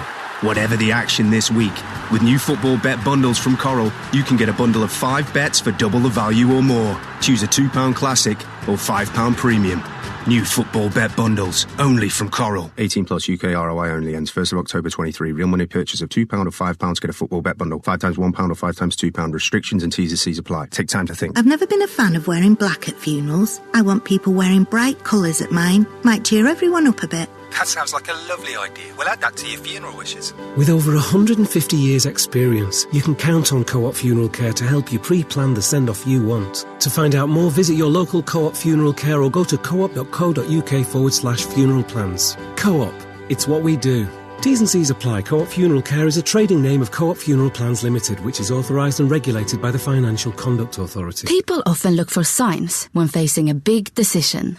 A sign from the universe, a shooting star, or a reoccurring dream. When considering a new car, here's 2 signs you can't ignore. 0% APR, and your first 3 services for just £499. If you need a third sign, this radio advert probably counts. Search Volvo New Car Sale Event or stop by your local retailer until the 20th of March. Participating retailers, 50% deposit. Volvo Car Financial Services UK Limited. Servicing excludes pure electric range. Terms apply. Discover your fast track to Formula One with a Now Sports membership. And it's lights out and away we go! Cut to the chase and stream the new season live for just £21 a month. Wow! We're going to see some good racing. Strap in and welcome along to the ride. Let's go! Your shortcut to Formula One is now. It looks beautiful. It is beautiful. 18 plus. Offer ends 19th March. Auto renews at £34.99 per month after 12 months and is cancelled. Sky Sports content streamed via internet. Full terms apply. Here in the UK, we sell amazing products and services the whole world wants.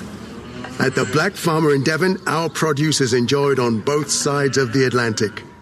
We're McKinnon and Saunders from Manchester, and our puppets are watched on 6 continents. Whilst at Acceleron in Birmingham, our sustainable, recyclable batteries are helping power 9 countries. So if you make it in the UK, why not sell it to the world?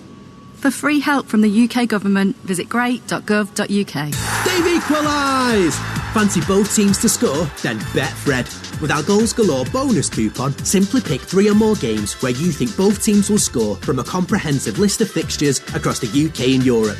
A £10 stake will return £55 for 3 correct selections and £100 for 4 correct selections. At Betfred, when both teams score, it's Goals Galore, in-store and online. 18 plus T&Cs apply. Minimum 3 selections, 90 minutes only. All returns include stake. BeGambleAware.org. FA Cup live on Talksport with Carling, the official beer partner of the Emirates FA Cup. 18 plus, please drink responsibly. Tuesday night, League One, live on Talksport 2. And he's gone straight in! Barnsley versus Sheffield Wednesday. Coverage from 7:45. Kick-off, 8pm. Tuesday night, superior weeknight football. On Live Football Dynamo, Talksport 2. Straight to the Emirates, another goal for Talksport's Alex Crook. Game over, Arsenal 3, Crystal Palace 0. This is a wonderfully worked team move in the end. Leandro Trossard playing a slide ball pass through to Granit Xhaka, who can't stop scoring at the moment. That's his 6th goal of the season as he bundles home past the advancing Joe Whitworth. Arsenal scintillating this afternoon. They are going 8 points clear at the top of the table. It's Arsenal 3, Crystal Palace 0. And we've got a goal in the Women's FA Cup quarter-finals as well. Charlotte Richardson. Reading 0, Chelsea 3. Quality attacking work from the FA Cup holders. She's contributed an assist, won a penalty, and now Guru Wrighton gets on the score sheet. A simple tap-in as Reading were carved open ruthlessly by the visitors. It's Reading 0, Chelsea 3. My player of the season, Guru Wrighton, so far, with Chelsea top of the table and cruising in that quarter-final. I'm at Old Trafford ahead of our exclusive commentary of Man United against Fulham at 4:30 FA Cup quarter-final. Currently, though, we're bringing you Brighton Grimsby, where it's 1-0 to the home side. And here's the half-time highlights with Carling. FA Cup half-time highlights on Talksport with Carling, the official beer partner of the Emirates FA Cup. 76 league places between the two sides and a place at the National Stadium at stake. The Amex is full and you are live with Talksport in the 3rd of the FA Cup quarter-finals. Cleared away as far as Caicedo to drive one in low, spilled by the goalkeeper, Undab tucks it in and Brighton have the perfect start. An early lead inside 6 minutes. Crocombe couldn't hold the snapshot and this very strong Brighton team take full advantage early on. And at the break on Talksport, the Premier League side lead the League 2 team. Brighton Hove Albion 1, Grimsby Town 0. Well, second half will be getting underway shortly. I think Scott Minto at the Amex. There's no doubt the Grimsby fans are thoroughly enjoying their day out. They'll enjoy it a bit more if their team starts to do a bit more attacking. Let's remember in the last rounds, they won away to a Premier League side, but they did it with 2 penalties. You've got to get into the box if you're going to win a penalty, and that, for me, is the key in the second half. It does help, doesn't it? Or at least have a shot from outside it. Yeah, look, again, it's almost like a boxer who's just against a much better opponent, and you're just trying to hold on and then hope in the last, the championship rounds, 9, 10, 11, 12, you can have a left hook and just suddenly knock them out. They're just trying to stay in the game at the moment. Need to find a way. Substitutions might come on a little bit later, and it looks like McAtee's definitely going to come on, which he's one of their star players. So I think you're right. I think Hursty's probably thinking, look, we can't just carry on playing like this. We need to try and get forward a bit more, but I still think it'll be that 5-4-1 formation, and I definitely don't think they'll be pressing them high. Well, second half about to get underway. That was all thanks to Carling, the official beer partner of the Emirates FA Cup. 18 plus. Please drink responsibly. FA Cup half-time highlights on Talksport with Carling, the official beer partner of the Emirates FA Cup. So there are changes for this second half. Let's find out about them. It is Brighton 1, Grimsby 0. What have the League 2 side got apart from a load of inflatable haddocks? FA Cup winner Scott Minto alongside Talksport's Joe Shannon. Well, they still have hope. They're only 1-0 down, and they've made a double change at the break. Kieran Green and Danilo Orsi both going off. And Alex Hunt, a former Sheffield Wednesday midfielder, and John McAtee, the older brother of Manchester City's James McAtee, who's on loan from Luton, have both taken to the field for the second half. Can Grimsby cause an almighty shock with what would be a remarkable comeback? We will find out, but it is Brighton of the Premier League who have the advantage. Brighton have made a change as well. Estupinian has come off at half-time, and Levi Colwill, on that season-long loan from Chelsea, has taken to the field. So changes for both sides as the game resumes.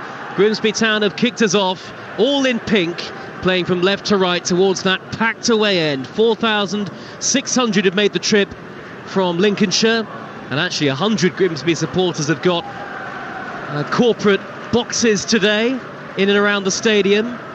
And Brighton and Hove Albion in their blue and white striped shirts, blue shorts and blue socks, playing from right to left. And they have Sanchez in goal, with Gross, Webster, Duncan, Colwill the defenders, McAllister and Caicedo in midfield, March, Mitoma and Undab in behind Ferguson up front. Undab, whose goal separates the two. Lots of Brighton fans still getting back to their seats with the second half already underway, live on Talksport.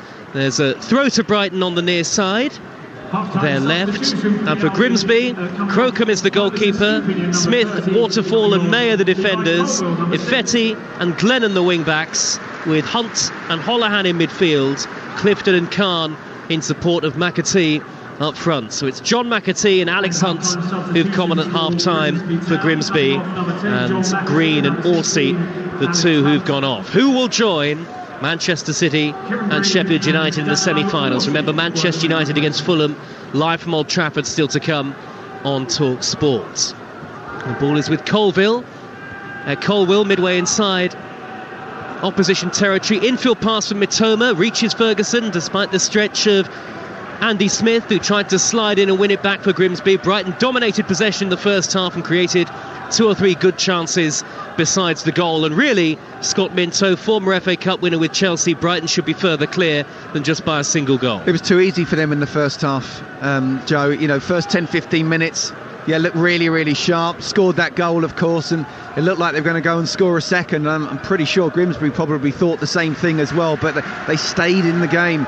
And the longer it went on, it was almost like a training exercise, really. And I'm sure De Zerbi wouldn't have been happy with that. I'm sure he would have been wanting to, we talked about how he's got that mentality of, look, we actually make sure if we get the first, we get the second, we get the third and the fourth as well, and kill the game off if we can by half-time. And that's not happened. So I'm pretty sure Paul Hurst, despite being 1-0 down, will be the happier. As McAtee breaks over the halfway line, he steers it towards the left rather than towards the right, and the right side was the better option. Ifetti was making a run and Mitoma was struggling to keep up with him, and Brighton have won it back, and Grimsby could be caught on the counter now. Gross right of centre coming forward, steers it further wide to March, level with the edge of the 18-yard box, driving to the dead ball line, a deflected cross, loops and hits the post, and it's thundered over the top on the rebound by Undav. What an opportunity! 6 yards out, hammered it over the bar after the initial cross took a massive deflection, came off the woodwork, goalkeeper nowhere. Brighton really should be 2-0 up. Absolutely, we've said that a few times now, haven't we? It's the first opportunity of the second half.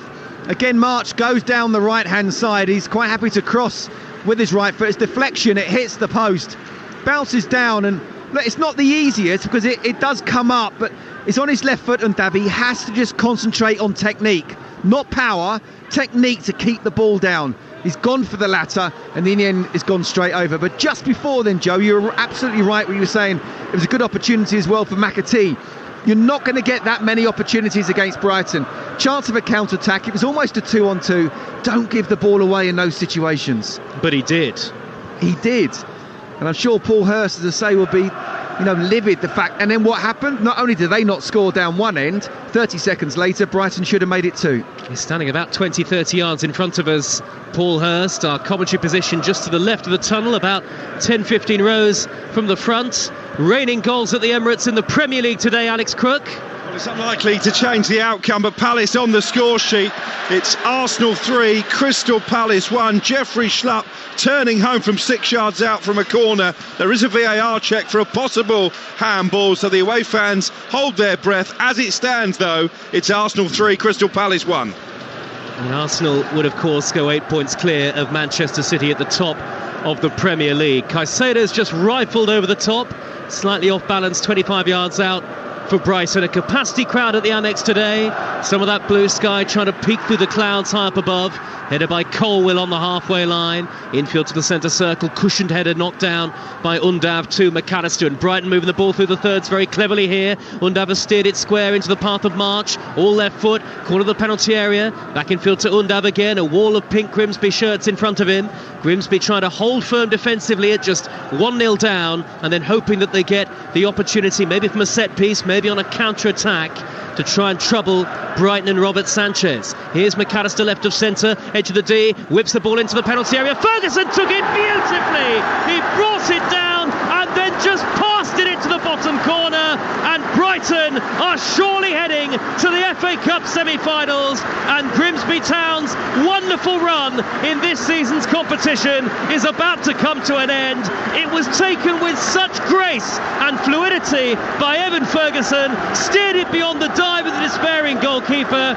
Brighton 2, Grimsby 0. 6 minutes into the second half. Is that this tie over? What a future this kid has got. He has come into not just Brighton's first team but the Premier League and looks a player already, doesn't he? And he's onside. It's a ball from McAllister. The way he brings the ball down and then turns and directs it into the far post. I mean, they're just 3 wonderful touches. On his left foot, back to goal. He's able to swivel with that first touch, bring it down with the second on his right foot, and then he literally just passes it into the far post, giving Crocombe no chance whatsoever. It's a lovely little dink for McAllister, but he still has so much to do. Glennon at the other end crosses, but it's straight into the gloves of Robert Sanchez, and surely an impossible task awaits Grimsby, 15th in League 2 now. The side who are 76 places above them in the league standings, lead by 2-0, and the chant from the Brighton fans is Que sera, sera. Whatever will be, will be. We're going to Wembley. Here come Brighton on the attack again as Colwill finds Mitoma, left on edge of the penalty area, dinks in a delivery. It's easy for the goalkeeper, Max Crocombe. So 2-0 to Brighton here, early in the second half on Talksport. That Crystal Palace goal that we told you about at Arsenal that was subject to a VAR review has stood. Arsenal, though, still leading the Premier League by 3-1. Earlier we brought you Sheffield United's 3-2 victory over Blackburn Rovers in the quarter-finals of the FA Cup on Talksport 2. Undav has won it back edge of the penalty penalty area. Brighton looking for more. Caicedo square on the edge of the box. Pass behind Gross, but it still reaches March. March all left foot, weaves infield. Cleared away by Waterfall from the middle of the Grimsby penalty area. And now James McAtee looking to break to the halfway line. It's a neat touch by Otis Khan infield, to halfway. Holohan will shift it to the right and Clifton. Grimsby have got to go throw caution to the wind now. Otherwise they have no hope of remarkable comeback. They've got it with Ifetti down by the dead ball line. Plays it backwards to Khan again. And Grimsby might as well go hell for leather here, Scott Minter. Yeah, listen, it's the FA Cup, and it's not a two-legged tie. It's not the league. It's a one-off. You're 2-0 down. I'm not saying they should just stick everyone up there, but you have to try and step it up. But it will open up their defence. And that's not going to do them any favours, you have to say, how clinical Brighton can be. And with Evan Ferguson, the confidence that he got from that goal as well. But yeah, you might as well lose 4-0 as 2-0. We'll have team news from Manchester United against Fulham in the FA Cup in around the next 5-10 minutes or so. In the Championship earlier this lunchtime, Swansea 2, Bristol City 0 a final score. In the Women's FA Cup quarter-finals, Manchester United won 3-1 at Lewis. It's currently Birmingham 0, Brighton 2, Reading 0, Chelsea 3. And Aston Villa against Manchester City kicks off at 6 o'clock. That's in the Women's FA Cup quarter-finals. You're up to date. Paul Hurst, glum-faced, dressed all in black, the Grimsby boss.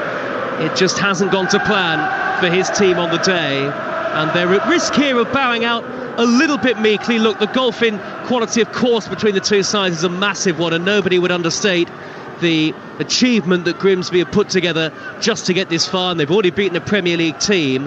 But I just wonder whether he and the Grimsby supporters will be just a little disappointed by the performance so far, as Smith has to clear from inside the penalty area, the big centre half. It's come back out wide to Solly March to drill it in low. Cross takes a big deflection, loops into the air. Ifetti manages to deal with it. It's come back to McAllister though. Mitoma corner of the penalty area. Brighton really enjoying themselves now in the quarter-final. Mitoma right-footed, Curler!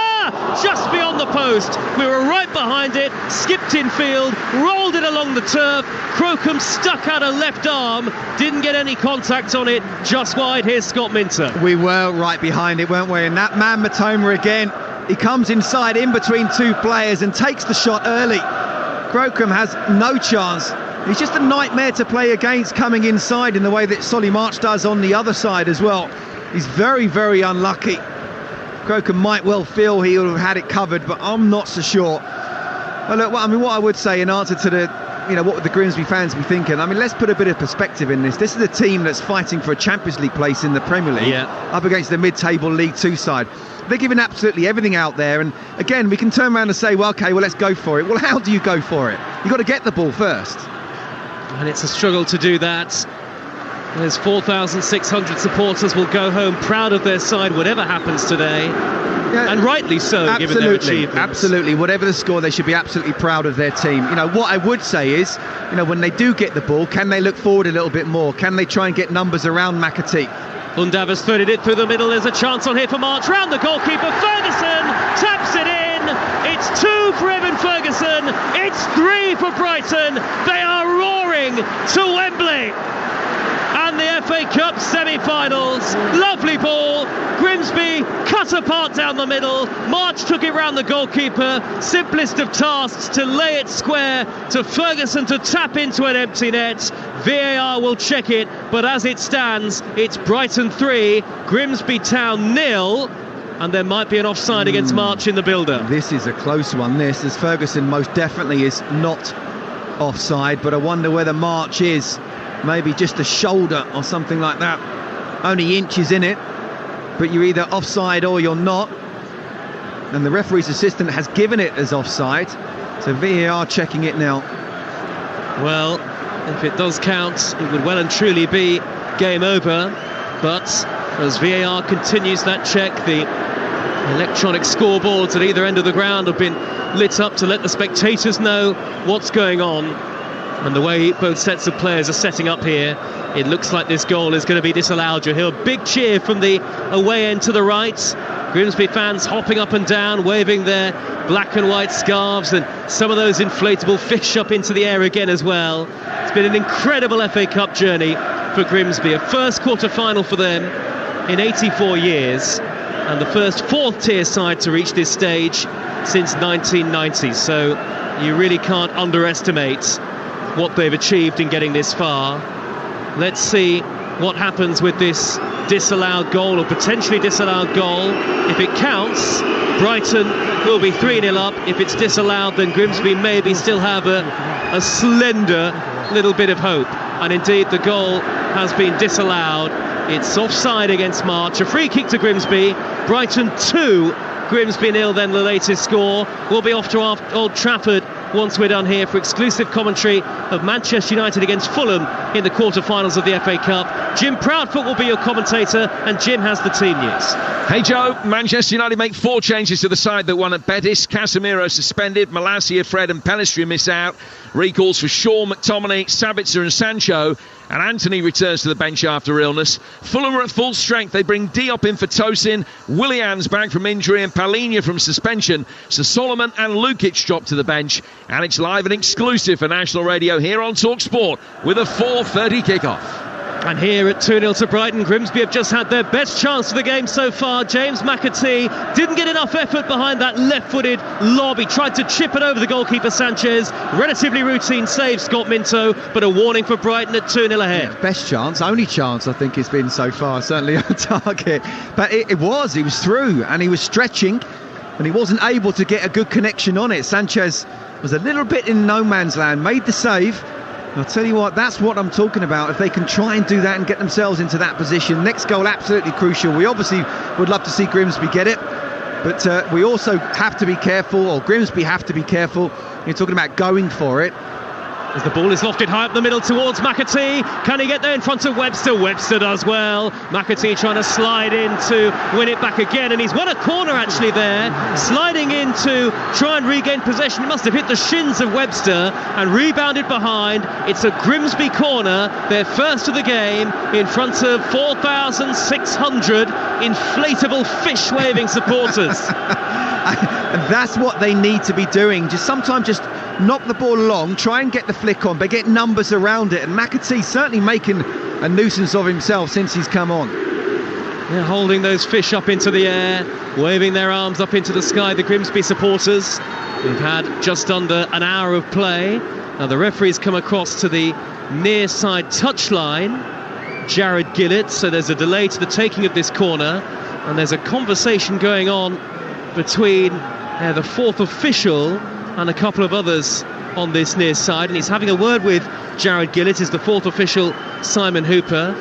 I think it's the other way around. I think Jared Gillett's having a word with the fourth official, something about the Grimsby fans behind. He's pointing almost behind the goal.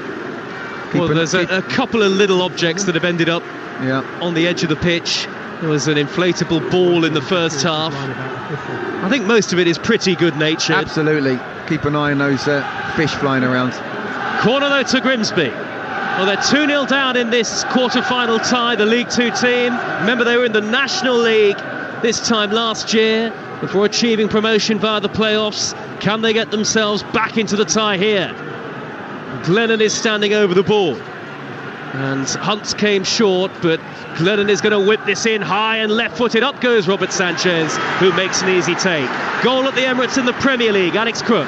Guess who? Arsenal 4, Crystal Palace 1. Bukayo Saka with his second of the afternoon. Wretched defending from Palace. They had so many opportunities to clear. They didn't. Tierney picked out Saka. He fired in. It's Arsenal 4, Crystal Palace 1.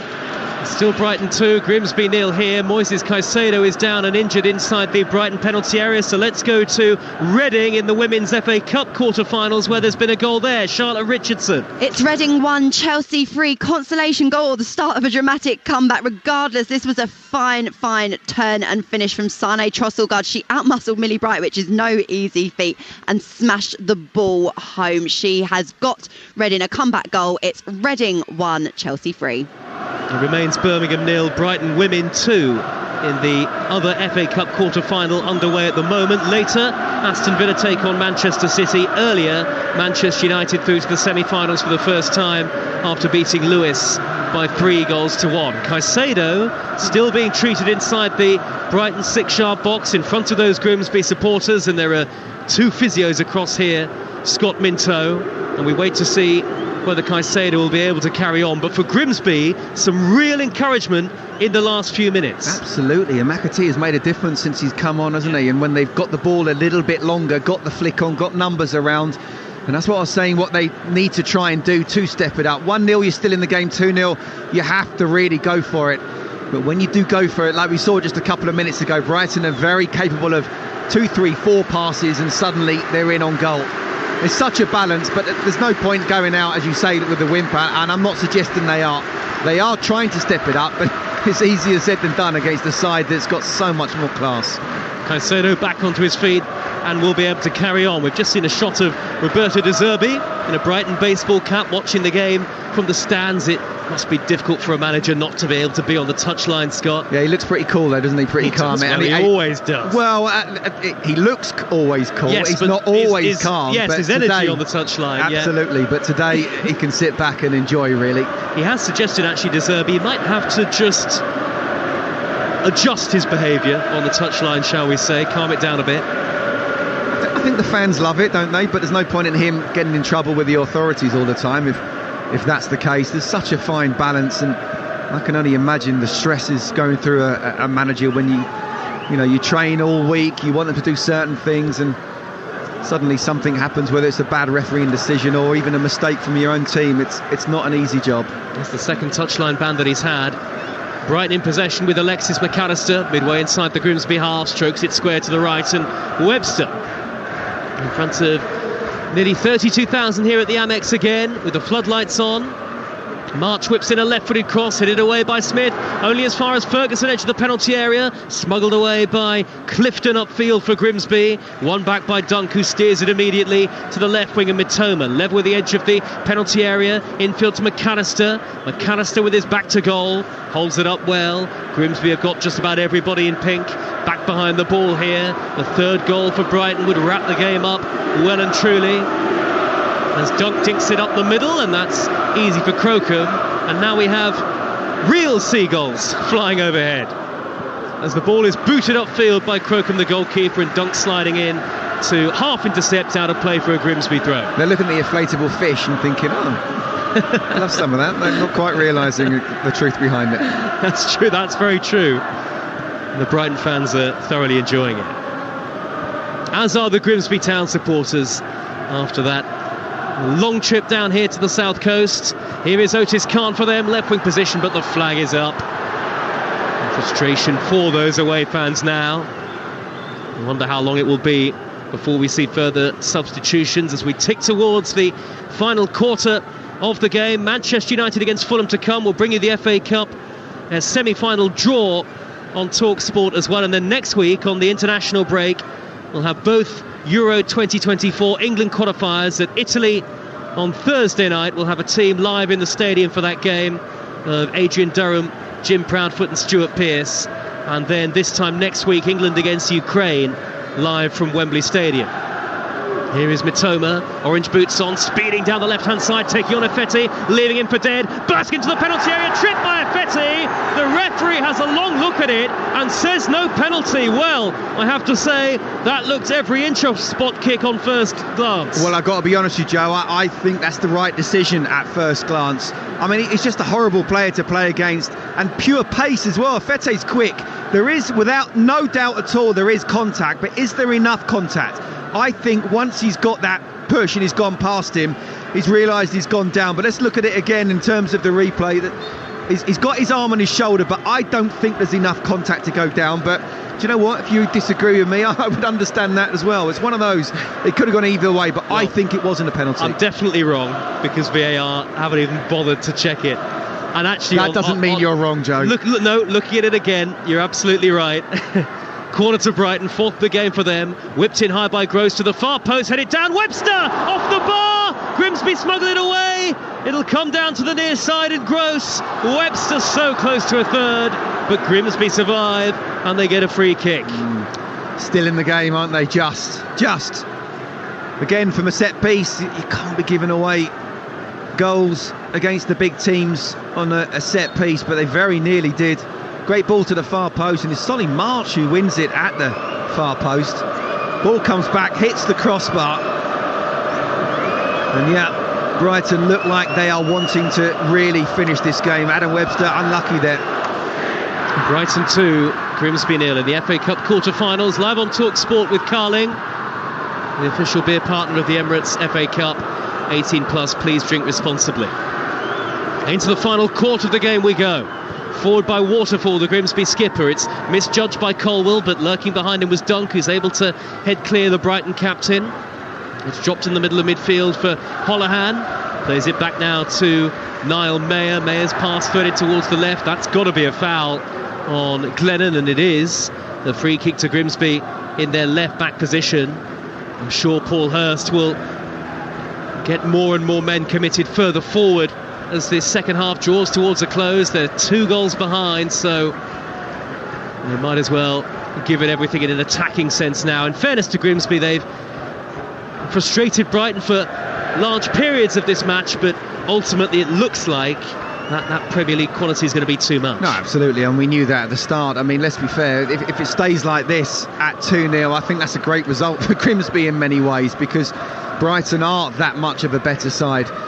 Look, I mean, how do you get back into this game if you try and pass the ball and play through the midfield? Brighton is so good in terms of their pressing, then that's a very difficult thing to do, and you're talking about League 2 players asking to do that. So yeah, just go a little bit longer, get numbers around McAtee, who's done well since he's come on in the second half. I think he's made a nuisance of himself, but it's still one thing trying to do that, it's another thing actually being successful in doing it. Well, we're right behind the dugouts here, and I think Grimsby are going to make a couple of changes pretty shortly, and Brighton are going to make a substitution as well. Jeremy Sarmiento is stripped and ready to go down in front of us. Brighton have it on the halfway line with Lewis Dunk. He steps into the centre circle, into Grimsby territory, pushes it forward to McAllister. Neat flick by Ferguson, could end up at the feet of Undav. Back to Ferguson, inside the box to finish it! He does! No mistake this time! This one's going to count! Evan Ferguson lashes home his second and Brighton's third, and Brighton are heading to Wembley Way for the FA Cup semi-finals. The Seagulls soaring past Grimsby, and the League 2 team's dream is coming to an end. Brighton 3, Grimsby 0. And rightly so, you have to say. Brighton have been by far and away the better side, which is exactly what we expected. But what about this kid in the future he's got? He's already scored one, he's got one disallowed, and then the pace that he showed, and he's a big lad for his age as well, but the way he gets into his stride quickly, defenders can't get anywhere near him, and then he's got to be clinical in the shooting. You know, there's a lot of people out there, strikers, who, yeah, they may be quick, yeah, they may be strong, but do they have that kind of ice in their veins when they get just in front of the goal in a one-on-one situation? And boy, did he put it to one side and gave Crocombe no chance whatsoever.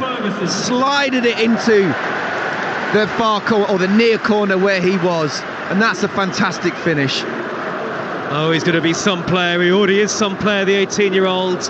A double change for Grimsby here at 3-0 down. Khan and Clifton leaving the field. Bryn Morris and Ryan Taylor, the very experienced striker, coming on. And for Brighton and Hove Albion, there's a double change. Undav now going off. Sarmiento, we mentioned, taking his place. And Danny Welbeck, an FA Cup winner with Arsenal in 2017, also coming on for the team in blue and white. And it is Ferguson is going to go off, so no chance of an FA Cup hat-trick for him, but he will get a standing ovation. There are a few boos for that substitution. Yeah, absolutely, I don't agree with that. You know, a young lad making his way in the game, he's playing with so much confidence. Yes, it's great to see Danny Welbeck back as well, and he'll be looking to get on the score sheet, but you know, you don't often get chances for hat-tricks, Joe. I think he might do actually through his career, because he looks that good, but you want to try and get as many as possible. I think that's slightly harsh on the youngster. One of the coaching staff is maybe just trying to explain the decision. He doesn't look particularly unhappy as he's come off, and he wasn't exactly unwilling to come off, but he'll be disappointed. He's a young pro, he's not going to sort of, you know, throw his top down or anything, but the fact that one of the coaches felt the need to try and explain, I think, says it all. So it's surely going to be Brighton and Hove Albion joining Manchester City and Sheffield United in the semi-finals, and Manchester United against Fulham to come, and the only place you can hear that on national radio is on Talksport. And of course, all of the reaction to an amazing weekend of football in the FA Cup and the Premier League. Tomorrow morning from 6 with the return of Talksport breakfast every day of the week. If you like some music on your weekday morning, Chris Evans with a Virgin Radio breakfast show every weekday from 6:30. You have to feel for Grimsby. They've put a heck of an effort in today, but Brighton are all over them now. Welbeck has tried to thread it through to March with his first touch. March went down. He was tripped, I think, by Mayer retreating. There are a couple of Grimsby players either side of Solly March, and it's a free kick to Brighton. But Brighton have approached this time with the utmost professionalism, and on the field they have been pretty comfortable, you have to say. It is a club very much on the up. Premier League, well, who knows? They could end up in the Champions League places come the end of the season, and they could end the season, maybe, with a first major trophy, Scott Minto. Who knows? I mean, what a wonderful season we're having in the Premier League, in the FA Cup, in absolutely everything. It's this joy to watch it, and certainly to be here as well. And look, the longer Brighton stay in the game in terms of going towards that fourth spot, then why not believe? 1 foot, if not 2 feet now in the semi-final of the FA Cup. What a special season it could be. A free kick floated high to the far post by Gross, chested down by Webster, who then lofts it in from the angle, headed away out to the edge of the penalty area. Alexis McAllister lods it back out wide to Webster again. Angle very tight, goes down under the challenge of McAtee, who got to the ball. McAtee does well to hold it up in front of 2 Brighton players, then has to smack it into this main stand. It'll be a throw to Brighton near side there left, down by the corner flag. We've got 16 minutes plus stoppage time to go. It's now Brighton Hove Albion 3, Grimsby Town 0, and Brighton are going to take the chance to make another double change very shortly, as Colwill takes the throw in field to the newly arrived Sarmiento, back by Colwill to the halfway line, and Webster forward to the midway point of the opposition half, and Pascal Gross. Grimsby still trying to defend stoutly, but Gross has turned away from Holohan, nudges it wide right to March infield, left-footed delivery, touched on to the edge of the box. Sarmiento had a swing at it, but I don't think he made any contact, maybe the deftest of touches. Grimsby able to get it clear, and Ryan Taylor, the substitute, will play it back to Michi Effetti, the right back, who'll hoist it high over halfway, straight back into Brighton possession. Do you know what, Joe? I thought any player that I'd played with had been well retired by now, but to see Ryan Taylor get on the pitch, he was a youngster coming through. Yes. And I did play, I'm not sure it was a first team game or reserve team game. I have been on the same pitch with him. My goodness me, there's still a connection there. Little fluke by Gross up the middle to Danny Welbeck. Danny Welbeck bursting clear. What a good tackle by Andy Smith at the last moment, sliding in. And that bravery and courageousness from Smith sums up how Grimsby have approached this FA Cup run, even if they're heading out. No, absolutely, that's the wonderful tackle, and then even just watching the replay there, the way that Crocombe had gone one way, it looked like Danny Welbeck was going to shoot the other, so he stopped a definite goal there. Jan-Paul van Heck and Yassin Ayari are both ready to come on for Brighton on the near side of the field, just standing next to the fourth official, about 15 rows in front of us. Ball is on the halfway line, one back by Alexis McAllister. McAllister, the number 10, infield to Caicedo. Caicedo loop of the centre circle, plays it through the middle. Little flick by Gross towards Welbeck, but smuggled back to the goalkeeper by a combination of Waterfall, the Grimsby captain, and Mayer. Cleared by Crocombe upfield. Grimsby, who have consolidated in League Two this season, on a decent run of form. And who knows, maybe next year they could look further up that division. Sarmiento trying to maraud beyond a retreating Grimsby defender, but it's sent back to the goalkeeper by the sub Morris. I'll tell you what they can do. They can use the money that they've got in the FA Cup, which has been said by the owners that would be ploughed back into the football side of things. So that's fantastic to hear, and Paul Hurst to be absolutely delighted. So you're absolutely right. Next season maybe they can go for it a little bit more. Well, it remains to be seen. It wasn't that long ago that these two sides were competing in the same division. They last met in 2004 in a third-tier match. Here's that double change then for Brighton. McAllister gets a standing ovation. The young Swede, the teenager, Yassin Ayari, comes on for his Brighton debut. And Jan-Paul van Heck, a Dutch defender, big tall centre-half, is also going to take to the field. And Well, it looks like Brighton are going to take off the skipper, Lewis Dunk, here and give him some rare game time off. Absolutely. It's pretty much job done, isn't it? And it's a perfect game in that sense for De Zerbi to try and make substitutions. Anyone who you feel might have been struggling coming into this game, just take them off. Don't need to do the 90 minutes. International break, of course, coming up. What a time to be a Brighton fan right now. What an exciting prospect you've got from here on into the end of the season, both in the league and in the FA Cup. Rarely has there been a more exciting period in Brighton and Hove Albion history. They are heading for the semi-finals for just the third time, beaten by Manchester City in 2019. They reached the final in 1983, but ended up losing to Manchester United after a replay.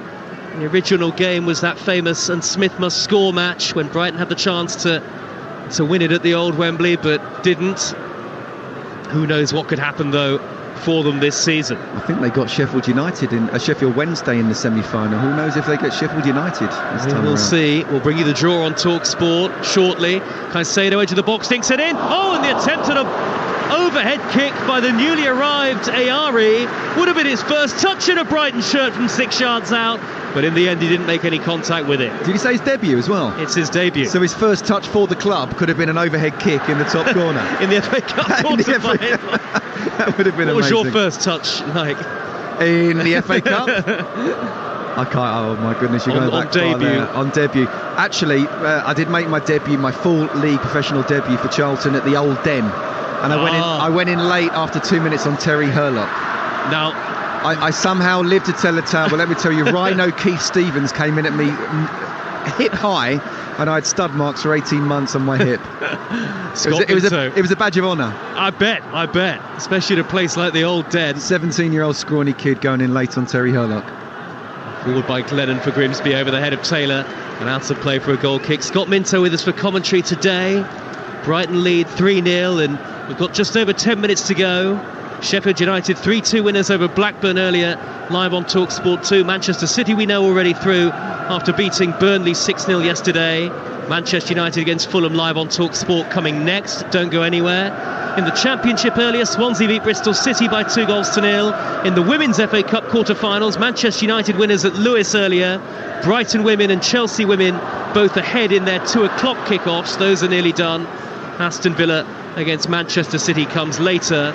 And closing stages in the Premier League 2 at the Emirates, where Arsenal are heading 8 points clear at the top, leading Crystal Palace by 4-1. We'll get full time for Maddox Crook very shortly, I'm sure. Forward by March over the top towards Welbeck, inside right channel. Welbeck from the angle, denied by the goalkeeper. A low shot, tried to beat Crocombe at his near post, and the goalkeeper knocks it behind for a corner. Yeah, we know it. Danny Welbeck has had his injury problems, and he's also had his goal-scoring problems as well. So he's got to look at this type of game. The minutes while he's on the pitch, get an opportunity to score. Nearly did. Corner's been taken short by Gross to March, edge of the penalty area, back to Caicedo, on to March again, square to Caicedo, back to March, the endless 1-2 between the two players, then it's laid square to Mitoma, edge of the D, Mitoma looks for the return, Grimsby smuggle it away, only as far as Van Heck, his first touch. Every Brighton player's touch is greeted with the cry of shoot, and March obliges. It's blocked by Mayer from the edge of the penalty area. Now it's come back out wide to Gross. Still those endless chants of shoot continue. The Premier League team 3-0 up, but the League Two side have certainly not disgraced themselves by any means. Brighton still on the attack with Colwill, left of centre. Colwill nudges it wide left to Mitoma. Mitoma, a couple of step overs, nudges it back in field to Ayari. And now Caicedo, the olays from the Brighton fans. Square it goes to Webster.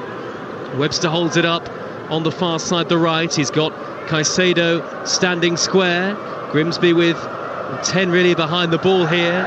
On it goes to Colwill, 25 yards out, thought about a shot, now finds Mitoma, corner of the 18-yard box. Mitoma drives along the edge of the penalty area, now he sets up Solly March onto his favoured left side. Brighton will be patient here. It's been a sequence of about 25-30 passes this. Webster from the edge of the box this time, lofts it in, March! Diving header, 4-0, wonderful Brighton goal. It just sums up their evolution as a club, riding high in the Premier League and flying into the semi-finals of the FA Cup. Patience proving a route to success. It was a wonderful move. Just about everybody had a touch.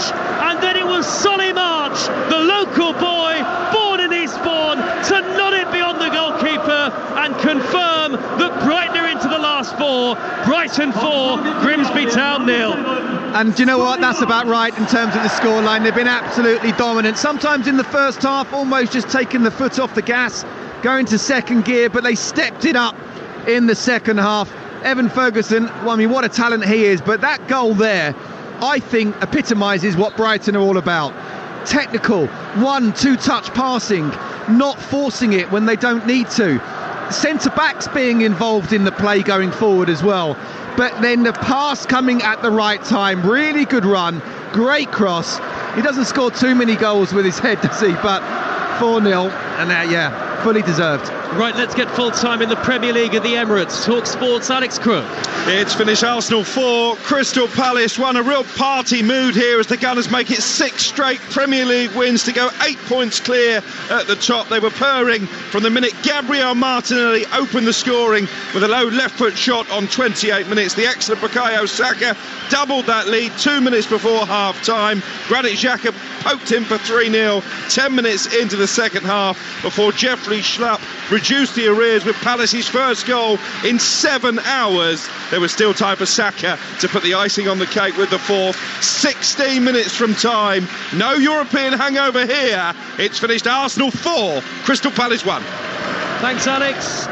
So Arsenal have cruised to victory in the Premier League, and Brighton cruising here against League 2 Grimsby in the quarter-finals of the FA Cup. They have the ball with Caicedo. 4-0 ahead, and that last goal from March, I think, was really worth waiting for. It was a lovely move, almost everybody involved, and then I think really apt that the local lad who knows this club better than just about anybody else with a diving header to crown it off. Yeah, I remember covering him when Brighton were in the Championship, and he looked to play then, but you wonder whether... All floated forward again by Webster towards Ayari. They want more, don't they? Straight through to the goalkeeper, they do. Not content with 4. Yeah, just wondered sort of how many of those players were able to step it up and be consistent Premier League players. Well, he's certainly done that, and he's on the verge of an England call-up, isn't he, the way he's playing at the moment. Brighton women have also enjoyed success in the FA Cup today at the quarter-final stage. They've won at Birmingham City. Grimsby coming forward on the attack with Glennon. Corner of the 18-yard box, swings it across. Taylor lays it off, and the right-footed effort is turned behind. It was James McAtee forcing Sanchez into a diving save. Grimsby have a corner, so close to a consolation. That's a shame, isn't it? That would have been nice for Grimsby and the fans to go home with a goal, and really good play actually. Ball was played into the box, lovely layoff from Ryan Taylor, and you can just see McAtee aiming for the far post for it to be curling in. Not quite enough. Robert Sanchez, what is he, 6'5", used every inch of that frame. Well, in many ways you feel Grimsby, for all of their efforts across the competition, maybe deserve a goal, even if it isn't going to make any difference to the outcome of the tie. And those 4,600 fans behind the goal, willing them on as they have done all afternoon. Glennon's delivery, left-footed and in-swinging, headed away by Danny Welbeck at the near post, and Grimsby, I think, here will have to go back to the halfway line. It's turned back to the near side of the end, and Glennon, who gets it through the legs of Undav. Brilliant run by Anthony Glennon up to the edge of the box. Now, was he fouled by Mitoma? Referee says no. Brighton are on the break. They've got 5-6 in blue and white charging forward. Sarmiento away from Hunt. Can he poke it to the right? He's been held up. Sarmiento, though, somehow still has it. A long-busting run from him. Pascal Gross on the Brighton right will lay it infield to Caicedo. Chance on here for Ayari. Edge of the penalty area. Back through towards the run of Gross, and it's gone all the way through to the goalkeeper. Full time in the Women's FA Cup quarter-finals at Reading. Charlotte Richardson. It finishes Reading 1, Chelsea 3. The holders progressed to the final four. A polished professional display from the visitors, who took the lead courtesy of defender Jess Carter. She finished a fantastic ball into the box by Guru Wright, and Chelsea doubled their lead before half-time. Maren Mielda sent the keeper the wrong long way from the penalty spot, and Chelsea picked up where they left off in the second half, right in with the third. A simple tap-in from close range after some devastating attacking work down the left-hand side left Reading exposed. The hosts battled away, as they always do, and Sané Trossard scored the pick of the goals, a moment of great individual quality. She controlled the ball, turned Millie Bright and smashed the ball into the back of the net. Chelsea managed the tie-out ahead of another massive quarter-final in the Champions League on Wednesday. Job done today. It finishes Reading 1, Chelsea 3. Brighton just under threat there as Evan Corey, who's come on as a sub for Gavin Holohan, looked to burst up the left for Grimsby, but it's all the way through to Robert Sanchez to win the Women's FA Cup. Manchester United, Brighton and Chelsea all into the semi-finals. One of Aston Villa or Manchester City will join them. We're late in the tie here at the Annex. We are heading towards stoppage time. Brighton 4, Grimsby 0. And here is Caicedo on the centre spot. I don't think really Roberto De Zerbi could have asked for anything more from his Brighton players. I don't think either manager could have asked more from their players, to be honest with you. And look, if you think about how well Brighton are doing and the quality, the gap between Brighton and Grimsby, I'd say probably 5-0 would be about right. So for it to be 4-0, we have to understand the difference in class, and they kept it as long as they possibly could, Grimsby, but then Brighton just stepped on the gas, and yeah, absolute quality to be watching them. Here's Matoma, corner of the penalty area, twisting one way and then the other. Ifetti slides in, did well initially, back heel by Matoma into the path of Ayari, deflected behind. Well, Caro Matoma, that little magician on the Brighton left, with an impudent back heel, dead ball line, with the goalkeeper and defender stranded to set up Ayari, and his effort was blocked. Mitoma seems to have it all. He is one of the most skillful players in the Premier League. I'll tell you what, Machia Fete has not had a bad game at all, but he won't go to sleep tonight. He'll be having nightmares about coming against Mitoma. Somehow, even though he got to touch in Fete, that Mitoma did that back heel. Amazing skill. Corner taken short by Mitoma, who gets it back from Pascal Gross, back to the edge of the penalty area. March plays it square. Webster's first time shot, well held by Crocombe, because if he'd parried that away like he did for the first goal, there would have been a Brighton player waiting to tap it in. Yeah, I think that the fact that shot there had a lot less power on it, even though Caicedo's strike at 1-0 wasn't quite the powerful strike that he certainly can do. Yeah, I think that way there, Crocombe made an easy save. Oh, and it's one back high upfield by Sarmiento. Grimsby are tiring now. Waterfall gave it away. Dead ball line cuts it back. Welbeck touches it on. Mitoma's curler deflected in. It's crept in for 5. Brighton have another, and Caro Mitoma deflecting in off Waterfall. The crowning glory for Brighton and Hove Albion, who are through to the FA Cup semi-finals for the first time since 2019. Grimsby Town not disgraced, but certainly outclassed. Brighton 5, Grimsby 0. I think that's the perfect way to sum it up, to be honest with you, Joe. Not disgraced at all. They've given absolutely everything. Paul Hurst has, with his team selection, with his substitutions. You know, effort 100%, but the bottom line is, whatever you do as a manager, it's still ultimately about the players. And the difference, the gulf in class between these two teams. But it's there for everyone to see if you look at the tables. Brighton, you know, what a way to end off going into the international break. A clean sheet, 5 goals in the semi-final. And as I said a little bit earlier as well, what an exciting end it could be to the season for all Brighton fans. Well, Mitoma struck it, and I'm sure it will go down as a Mitoma goal. It should do. I mean, it went about 3 deflections before it actually went in, but I do hope it's given to him. Crocombe. Absolutely. 2 added minutes, I'm sure our producer will confirm that, but I'm almost certain it's going to go down as Mitoma's goal. 5-0 to Brighton, and yes, these 2 added minutes, of which one has already been played, it has gone down as Mitoma's goal. And I have to say, just a thoroughly impressive performance from a Brighton team who, well, can rarely do wrong these days, Scott Minto. Absolutely. And look, they started off really well, and then they just got, I wouldn't say sloppy, but just... Oh, Mitoma's in again through the middle! Oh, he's played it wide! What an opportunity, running onto a long diagonal ball, took it in his stride, should have rolled it into the corner for 6. He's got to finish that. His first touch was brilliant, and it, you know, one of the few chances or few times we'll be saying that was poor defending from Grimsby. He took the touch, He's just got to finish it. What a first touch it was. The second touch completely in his path. No one can get near him. And he just sides-foot it. And instead of just putting a bit of whip on it for it to curl into the far post, it's gone straight. Manchester United against Fulham coming next. Live and exclusive on Talksport. You can't hear commentary of the game anywhere else on national radio. But the full-time whistle blows here, and Brighton and Hove Albion are through to the FA Cup semi-finals. Twice they've reached that stage, once beaten finalists in 1983, beaten at the last four stage in 2019, but under Roberto De Zerbi, could this be the year they lift the FA Cup? Certainly the signs are great in the Premier League for them, and in the end today they were much too good for League Two Grimsby Town. 76 places between the two sides, and there wasn't so much as a gulf, which we knew there would be, but really an almighty chasm by the end of the day.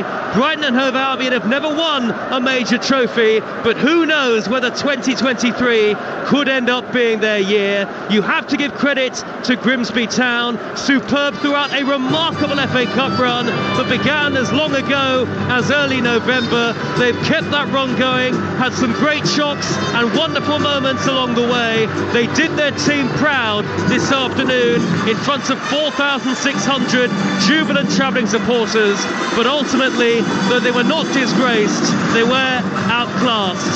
Ondav got the scoring underway for Brighton early on, then two from Evan Ferguson trebled the advantage.